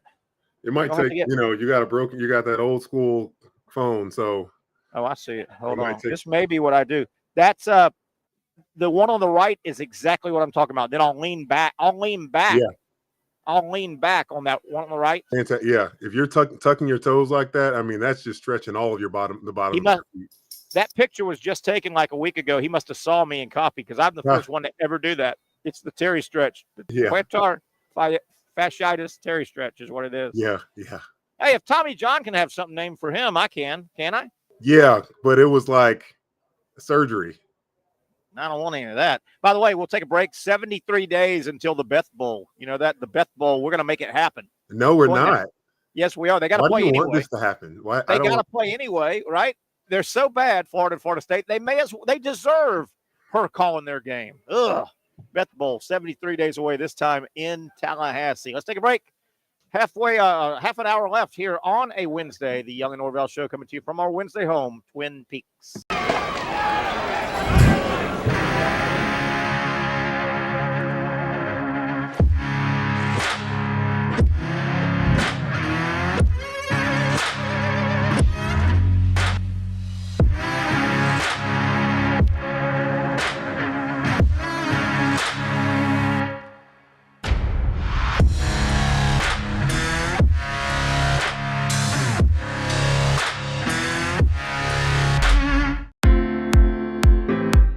At Southeast Orthopedic Specialists, we know pain and injuries can stop you from doing what you love.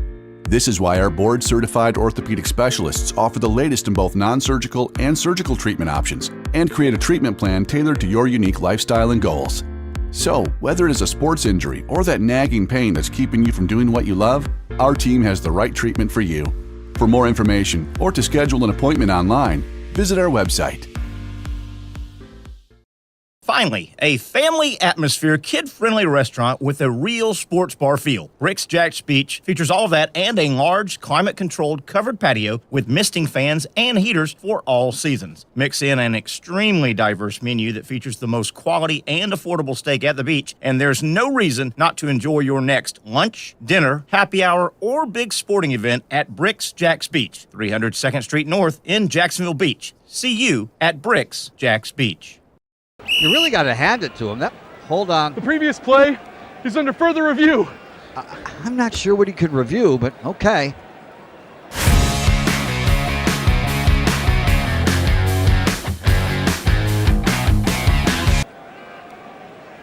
Sure has been a while. Dine in at Hurricane Grill and Wings for the football season. Well, there he is. Oh, what is that? The Action Sports Jax 24/7 network is streaming. I'm Stuart Weber, and I'm here to teach you a nice three-step process on how you can watch all your favorite programming from the Brent Austin Show every weekday 10 a.m. to 1 p.m. or the Cup Date with me. It's fantastic. We talk NASCAR. It's a great time. Wednesdays at 1 o'clock. All right, first step, easy. Download the Action News Jax app. You probably already have it downloaded on your phone, so you might already have that one taken care of. Step 2, see that stack of pancakes up there? You click that stack of pancakes, and it's going to bring down step number 3, which is a full screen of all the different streams that you can click on, including the Action Sports Jax 24/7 stream. You click that, the video's rocking and rolling on your mobile device. You're watching all the shows you want to, and you're having a good time. You can also do it on your smart TV with the Action News Jax Now app. I do it on my Samsung TV at home. It's a great way to watch it on a nice, large screen for all the content. That's the Action Sports Jax 24/7 network. Hope you can find it. You trust CGC to make your water great, and now you can trust CGC with your plumbing needs as well. Fast, convenient scheduling, licensed and insured. A quick call away at 904-552-1242. You never know when you're going to have an issue with a shower, toilet, or maybe it's a sink that sometimes is easy to fix. All right, let's be honest. I'm not fixing anything. I'm totally staging this because when I have a plumbing problem, I call CGC Water Treatment and Plumbing. Trained professionals, transparent pricing, customer satisfaction. Small problem or even a bigger issue. Maybe you need a new tankless water heater or something a bit more intricate. The experts with 25 years of experience at CGC Water Treatment and Plumbing can do it all. Call 904-552-1242 or visit cgcwater.com. That's 904-552-1242 or cgcwater.com. CGC Water Treatment and Plumbing, an authorized independent Connecticut dealer. Florida license number CFC 1432579. Okay, let's try and squeeze in some baseball talk. I know it's hard to do once football kicks off and kind of engulfs it, but Major League Baseball, about 10, 11 games left for just about everyone. By the way, the White Sox watch. I know Patrick Young likes the White Sox watch. Looks like they lost again last night. 36 wins, 116 losses. What's the magic number we want? 121? 121 would get the 62 Mets off the record book, I guess. And they've got about 9 games left to the White Sox. They're only playing to about a 238 winning percentage. So the numbers say they're going to lose, 122, 123, 124, right? If they just follow. They got to get hot. How crazy would it be if they go on like a hot streak and win 6 games in a row? Patrick, they've already played about 154 games. It's too late to get hot. But what if something just happened where That'd they just pitching, hitting, just dominating whoever's on the other side? Hey, their last 8 games, they go 8-0. That'd be great. And Patrick, then they say, "What do you mean the season's over? We're just getting warmed up." If only. Right? Some developments in Major League Baseball yesterday. Boy, the Braves just let another game get away. They're now 2 games out of the final wild card spot. And it doesn't look great for the Braves right now. Patrick, they got ahead yesterday, 5-1 in the 4th, I think it was. Dang. And then they ended up losing still. Just heartbreaking for the Braves. Just one of those years. And have you looked at the Orioles and the Yankees? Finally, the Orioles look like they're cracking. The Orioles are now trailing the Yankees by 4 games. With about 10 to go. They do play each other 3 times, though, before the season ends. Yeah, but man, it looks like the Orioles have cracked a little bit. Definitely does. Yeah, absolutely. Oh, but tough for the Braves though. Man, they've blown some games late. They really That's what have. sucks about it too. Is like they really had a chance. Like they've kept themselves in games. They just haven't been able to finish. Yeah. All the injuries Definitely. and adversity they faced this year. Pat, we'll do our college picks. You and I will do, and Zach as well. We'll do our three-pack picks. We do every Friday, and then we'll get our show. I think we went 2-4 in our show picks. Oh, we didn't do well. We didn't have great. So I think if I'm right, that puts us at 6-6, 500. So we'll have to see how the other guys did. Patrick, we haven't had a chance to talk with young Zachary, the South Carolina Gamecock, after the Gamecocks got just blown out of the state of South Carolina, just blown out by Blown out. We covered that 6.5 point spread handily. Yeah. We covered You that got that handily. one right. Yeah, how about that? Right.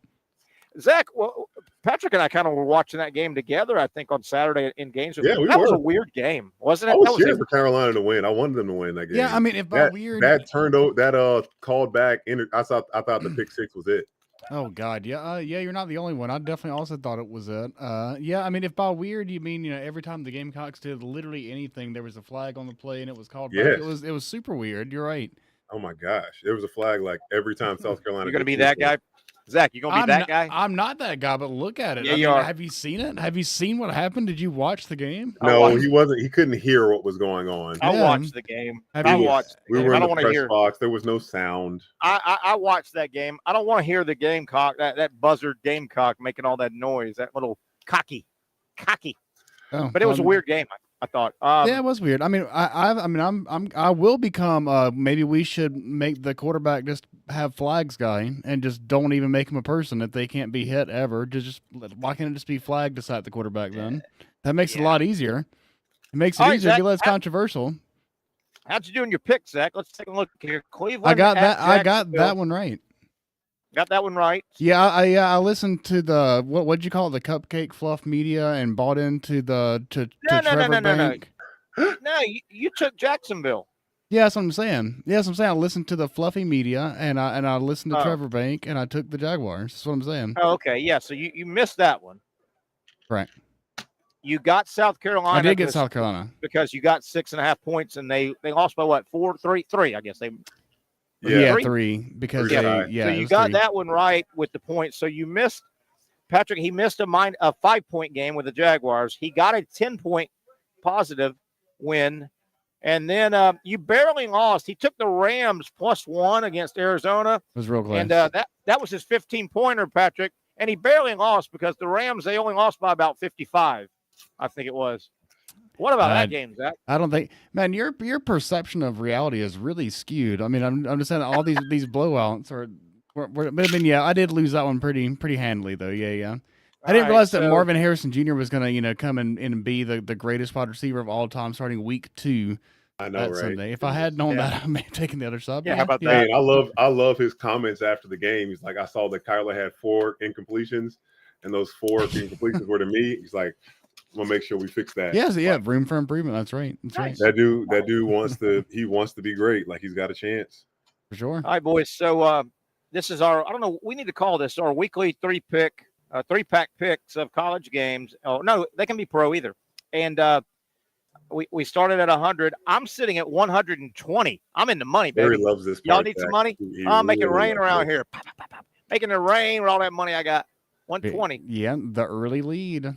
The early Patrick? victory lap that never comes back to haunt people. Dude, it's going to come crashing down. Don't worry. I'm coming crashing back to earth. Patrick, you're at 60. And Zach, if I we run got out of money, what do we do? Like, what do we do? You give me $100. Just regardless of result. I guess you just sit on the sideline, Patrick, and you don't play anymore if you run out of money. Not in. You know the key to this thing is hitting that 15-point game. Whatever game we put right. Yeah. If you hit the 15-point game, the worst you can do is have a push. Yeah. Right. The key is how do you pick the 15-point game? Zach, I don't know if we've ever talked. Patrick and I are pretty novices at this whole gambling thing. I've never really gotten into it. Are you? I may have asked you before, but do you throw a little money on some of these legal things at all, or no? Yeah, I do. I mean, mostly what I do is like the big, like the fantasy football like tournament. So it's not really the same as like traditional betting. I've done some of that though. Yeah, a little bit. I got you. Yeah, I a little got you. bit. Well, guys, I know it's only Wednesday. We do these picks on Friday, Mhm. our individual picks, and then we tag team up with our show versus show picks. I've already got my 3 games picked. I'm not going to tell you who. I'm going to tell you the games, but I'm not going to tell you which way I'm going. But I'm going to pick Auburn, Arkansas. I'm going to pick Miami, South Florida. And I'm going to pick Southern California and Michigan. I'm not going to tell you the points and which way I'm going, but I'm a professional. I'm good at this. That's why I'm winning. All right. I mean, the points are pretty easy to just check. So if you want, you can share the points. You don't tell us. No, I'm just not going to tell you. Am I taking Auburn or am I taking Arkansas? I'm just telling that I'm picking those 3 games. Yeah. Those 3 games. Man, pretty good. USC, Michigan. That's a. Yeah. Pretty good one. By the way, guys, while I have everybody, it's a pretty good Saturday for college football. I don't know if y'all have looked. I've noted some of the games here. We'll go down them a little bit. Early in the day, a nooner, I think. Yeah, noon. NC State, Clemson. I'll peek at that. I mean, that won't be a bad game, I think. NC State, Clemson. Florida at Mississippi State. High noon. Florida, Mississippi State's also a nooner. That could be ugly. Mississippi State had an ugly loss to Toledo last week. Did you know that? Dang, they're that bad too. Yeah, they lost to. Is this the bad bowl? Yeah, and they're under their first-year coach Jeff Lebby. That's a noon game. 3:30 CBS, USC, the 11th ranked team in the country, taking on Michigan. Michigan's going to switch quarterbacks. They're having quarterback issues at Michigan. Everybody's transferred out. Very confident, that's for sure. But that's going to be a kind of neat game. It's kind of like an old Rose Bowl from years gone by. They used to meet in the Rose Bowl. UCLA under a new coach, kind of rebuilding. UCLA at LSU. The cool thing about that is you don't see those 2 teams play very often. That's going to be cool. Don't you think, guys, to see those 2 on the field together? Yeah, absolutely. Nice, great colors. UCLA's got the I best hope you see uniforms. that yellow and that UCLA blue out there. Cool. That's a 3:30 ABC. Another game. That's a neutral site? No, that's at Baton Rouge, I believe. Okay, cool. Yeah, I believe that's at Baton Rouge. Another game nobody will be excited about, but I think it'll be a fun little game if you want to peek at it for 5 minutes. Georgia Tech at Louisville. Georgia Tech lost 1 game already, but they've kind of jumped on the map a little bit, playing pretty good. I do think this is a game I'm going to pick, and I think it's going to be a fun game. Arkansas at Auburn. Arkansas at Auburn. I'm going to pick that. Arkansas is a little bit better than I thought they would be. Same here. Yeah, a little bit better. Same here. They're better. Auburn, I don't know anything. And they've moved on to a backup quarterback as well. Yeah. And that's right. They benched Thorne. I tell you, a really nice game coming up Saturday, 4:00 on Fox. Number 12 Utah at number 14 Oklahoma State. That'll be a good game. And let me tell you this for sure, guys.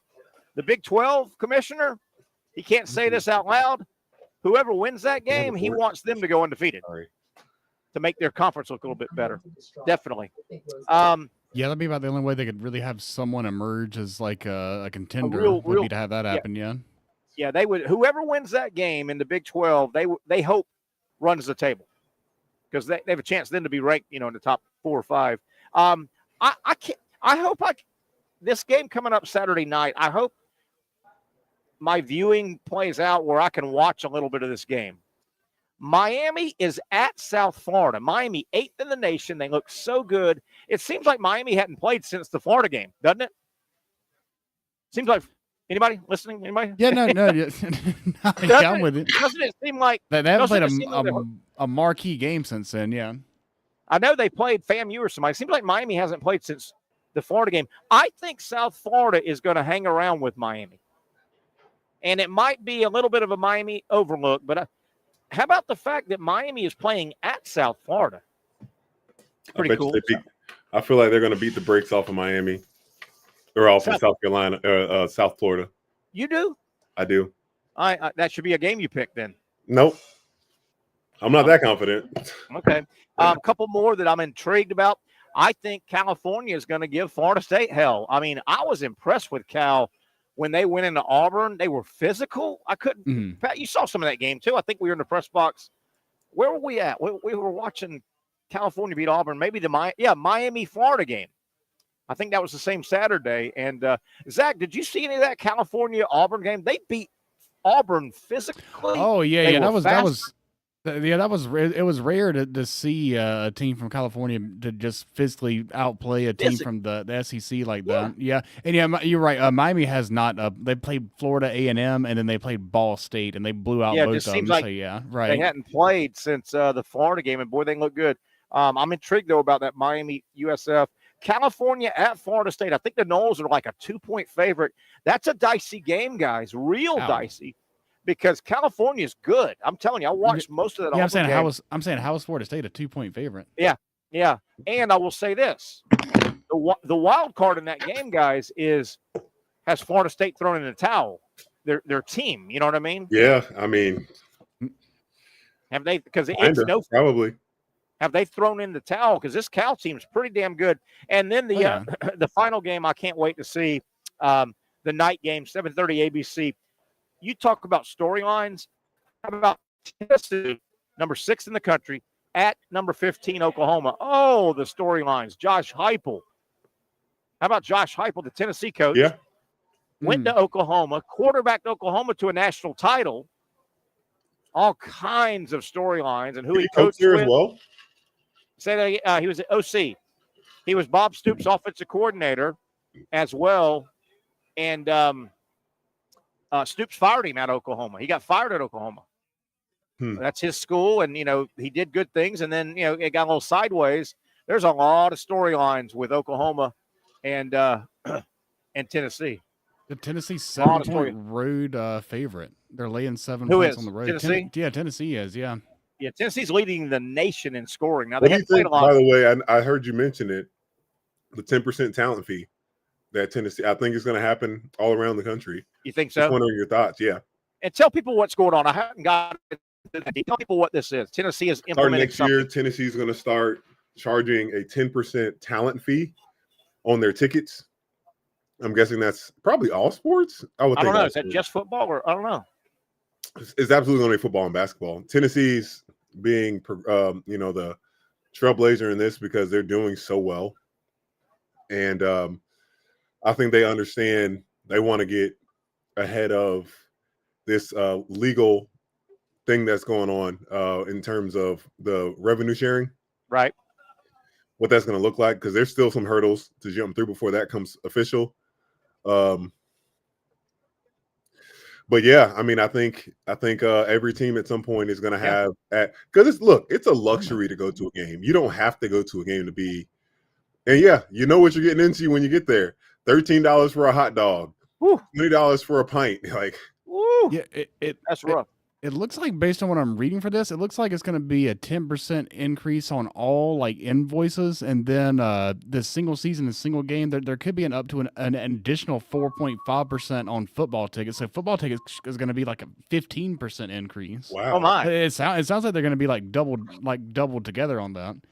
So what's the first part you said on invoices? Yeah, it says the 10% talent fee is going to be on this, for season tickets and invoices, and then if you get a single game ticket, there'll be an additional boost on top of that. So the 10% would be for the whole season ticket, and then if you buy per game, I think it would be an additional 4.5%.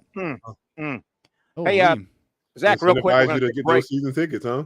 We're going to take a break in a moment, come back and wrap the show. Zach, real quick, do you know much about the South Carolina quarterback situation? How bad Sellers or I don't know what's going on with that. How bad his injury is? I haven't seen anything official. I can look into it before we get back. Okay. Let's take a break, come back. We'll wrap things up. I'm just curious. I don't think Ashford is the long-term answer, but they may be all they have.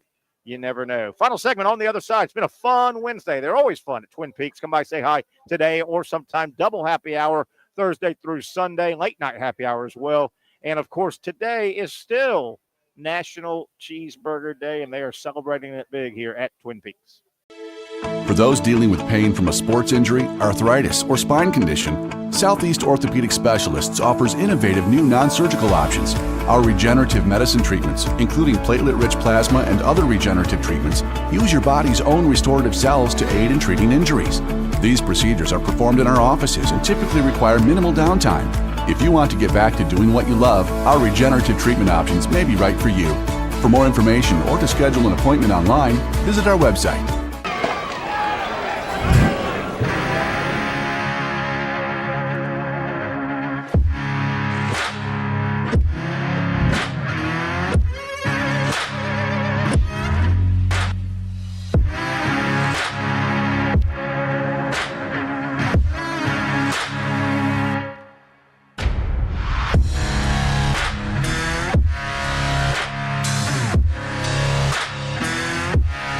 Finally, a family atmosphere, kid-friendly restaurant with a real sports bar feel. Bricks Jax Beach features all of that and a large, climate-controlled covered patio with misting fans and heaters for all seasons. Mix in an extremely diverse menu that features the most quality and affordable steak at the beach, and there's no reason not to enjoy your next lunch, dinner, happy hour, or big sporting event at Bricks Jax Beach, 300 2nd Street North in Jacksonville Beach. See you at Bricks Jax Beach. Since 1936, Procter Ace has been proudly helping Jax with all your home and garden projects. Whether you need tools, paint, plumbing supplies, or expert advice, we've got what you need to get the job done right.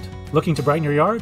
Visit our garden center for plants, tools, and everything to make your outdoor space flourish. You're not just shopping here, you're part of our community.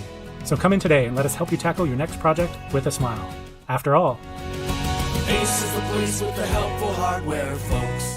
When I say it means something to me, gentlemen, it means something to me. High school football is back and it's bigger than ever. Welcome to the Friday Night Zone Blitz. It is bigger than a game. Watch the biggest games each week live as the action unfolds with instant reaction and analysis from our Hall of Famer, Kevin Sullivan. It starts with live look-ins at the top matchups, including our Jaguars Prep Whataburger Game of the Week, and that is just the beginning of 4 straight hours of coverage. From 8 to 10:30, the Friday Night Zone Blitz is streaming on our Action News Jax app and online. At 10:30, the Friday Night Blitz you know and love. A half hour of highlights from around the area. 11 o'clock, we shine the spotlight on the bands that pump up the crowd. 11:15, it's time to blitz through the highlights online and on air. Then 11:35, back to the stream to break down the night's results with a reaction from local coaches. 4 straight hours of high school football on the Friday Night Zone Blitz. Only on Action Sports Jax 24/7.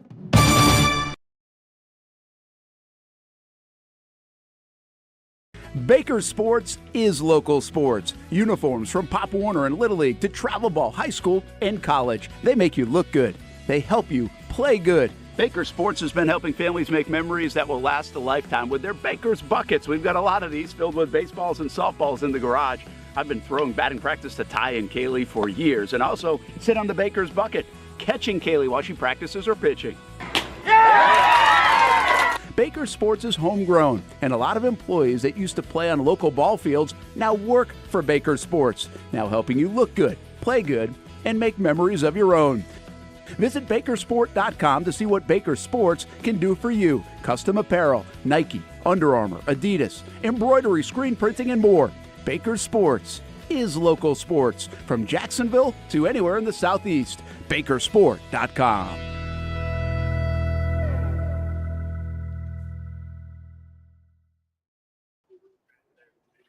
Man, I like that Baker Sports spot there. Welcome back, Patrick Young, hanging around. I'm Terry Norvelle. I've known Josh a long time. That's a nice, great success story in local business. Do you know Josh Baker? Not that Josh Baker. Yeah, good dude. Good dude. Has worked hard at his business. It's grown, and they're a big player. They're a big player up and down, really all over the Southeast. I think they outfit teams. So good local story for and happened to a good guy. I like him a lot. I always have. Just about wrapping things up here, Patrick. Tomorrow, Twin Peaks. Today, Twin Peaks. Tomorrow, we're down at Sliders, I do believe, right? Sliders on Thursday. Yeah. How about that? Yeah, we're at Sliders. Yeah, looking forward to it. Can we get no rain for a day? Woo, man, it has been it's been a weird. I'm gonna go ahead and call it summer still. It has been a real strange summer. Do you remember, Patrick? We had drought-like conditions there for about 5 or 6 weeks. It never rained. Yeah, I remember you kept saying, like, man, can we get a never Can we get a break from the dryness and heat? Yeah, it was brittle and dry, but man, we are making up for it in spades here. It has been a wet. I gotta say, man, I driving around, I've seen a lot more accidents. You have? Yeah. Yeah, that rain, today, man. Today on my way to a doctor's appointment and on my way back after all that stuff, it was terrible. Oh no. Multiple accidents, yeah. Oh, we didn't get to talk much about this, but I thought it was pretty cool that release that University of Florida sent out in conjunction with JU. JU and Florida will play in that baseball game in October. You know, that exhibition game. It's the night before the Florida-Georgia game. So that'll be kind of cool that JU is in that baseball game. Just practice game, and it's kind of neat. Man, we got a minute and a half, Patrick. We can't get into it deep. And I know it's only 2 games, but man, there seems to be a lot of, I don't know what the word is, strife or something down there with inside the Jaguars organization. It just doesn't feel smooth right now. It doesn't. And no. Just I don't know who knows who's running the show, and you know, Mason Smith, the second round pick, didn't play at all, the defensive lineman, and he played 29 snaps the week before. Who's running the offense? I don't know if it matters, but it doesn't seem smooth down there, does it? No, it doesn't. Well, you telling me all this now? Absolutely, not at all. Yeah, I don't know, but well, that's a tough trip. Obviously, we got days to get into it. That's a tough trip up to Buffalo, and you heard Brent Beaird talking about his contacts say that the Bills, man, they're making that a big deal. Monday Night Football is a big deal, and they supposedly, according to Brent Beaird, they're laying for the Jags. I couldn't imagine getting on that plane heading to London and not having a win under your belt yet, Patrick. Feeling confident enough? I know. Yeah, that would be really, really ugly. All right, Pat, we'll let you get going. Catch up with you tomorrow. I know you got a lunch tomorrow, and then we'll knock out a Thursday edition coming to you live tomorrow. We'll be down in Neptune Beach at Sliders Oyster Bar. Have a great rest of your afternoon. Enjoy National Cheeseburger Day. For those dealing with pain from a sports injury, arthritis, or spine condition, Southeast Orthopedic Specialists offers innovative new non-surgical options. Our regenerative medicine treatments, including platelet-rich plasma and other regenerative treatments, use your body's own restorative cells to aid in treating injuries. These procedures are performed in our offices and typically require minimal downtime. If you want to get back to doing what you love, our regenerative treatment options may be right for you. For more information or to schedule an appointment online, visit our website.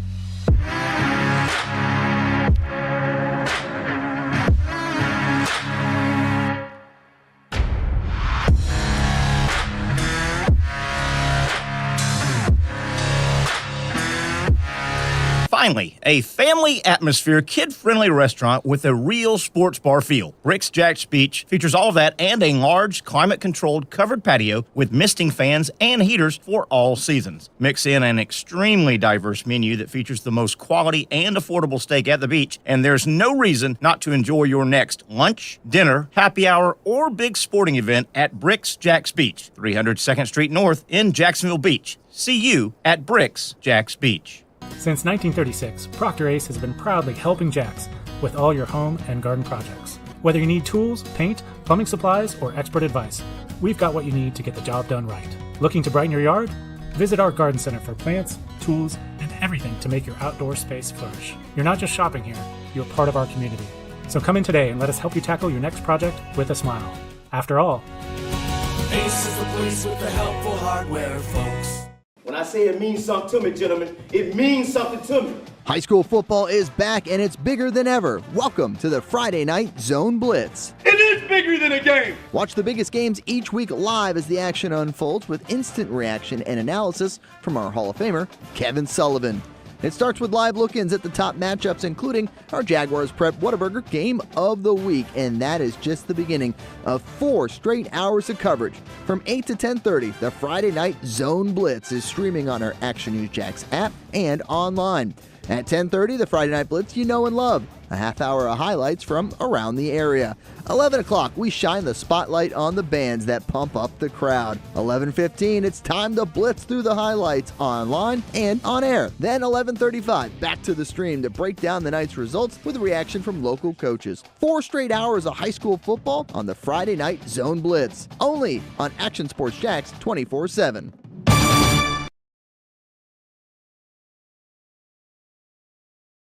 Baker Sports is local sports. Uniforms from Pop Warner and Little League to travel ball, high school, and college. They make you look good. They help you play good. Baker Sports has been helping families make memories that will last a lifetime with their Baker's Buckets. We've got a lot of these filled with baseballs and softballs in the garage. I've been throwing batting practice to Ty and Kaylee for years and also sit on the Baker's Bucket, catching Kaylee while she practices her pitching. Baker Sports is homegrown, and a lot of employees that used to play on local ball fields now work for Baker Sports, now helping you look good, play good, and make memories of your own. Visit Bakersport.com to see what Baker Sports can do for you. Custom apparel, Nike, Under Armour, Adidas, embroidery, screen printing, and more. Baker Sports is local sports from Jacksonville to anywhere in the Southeast. Bakersport.com.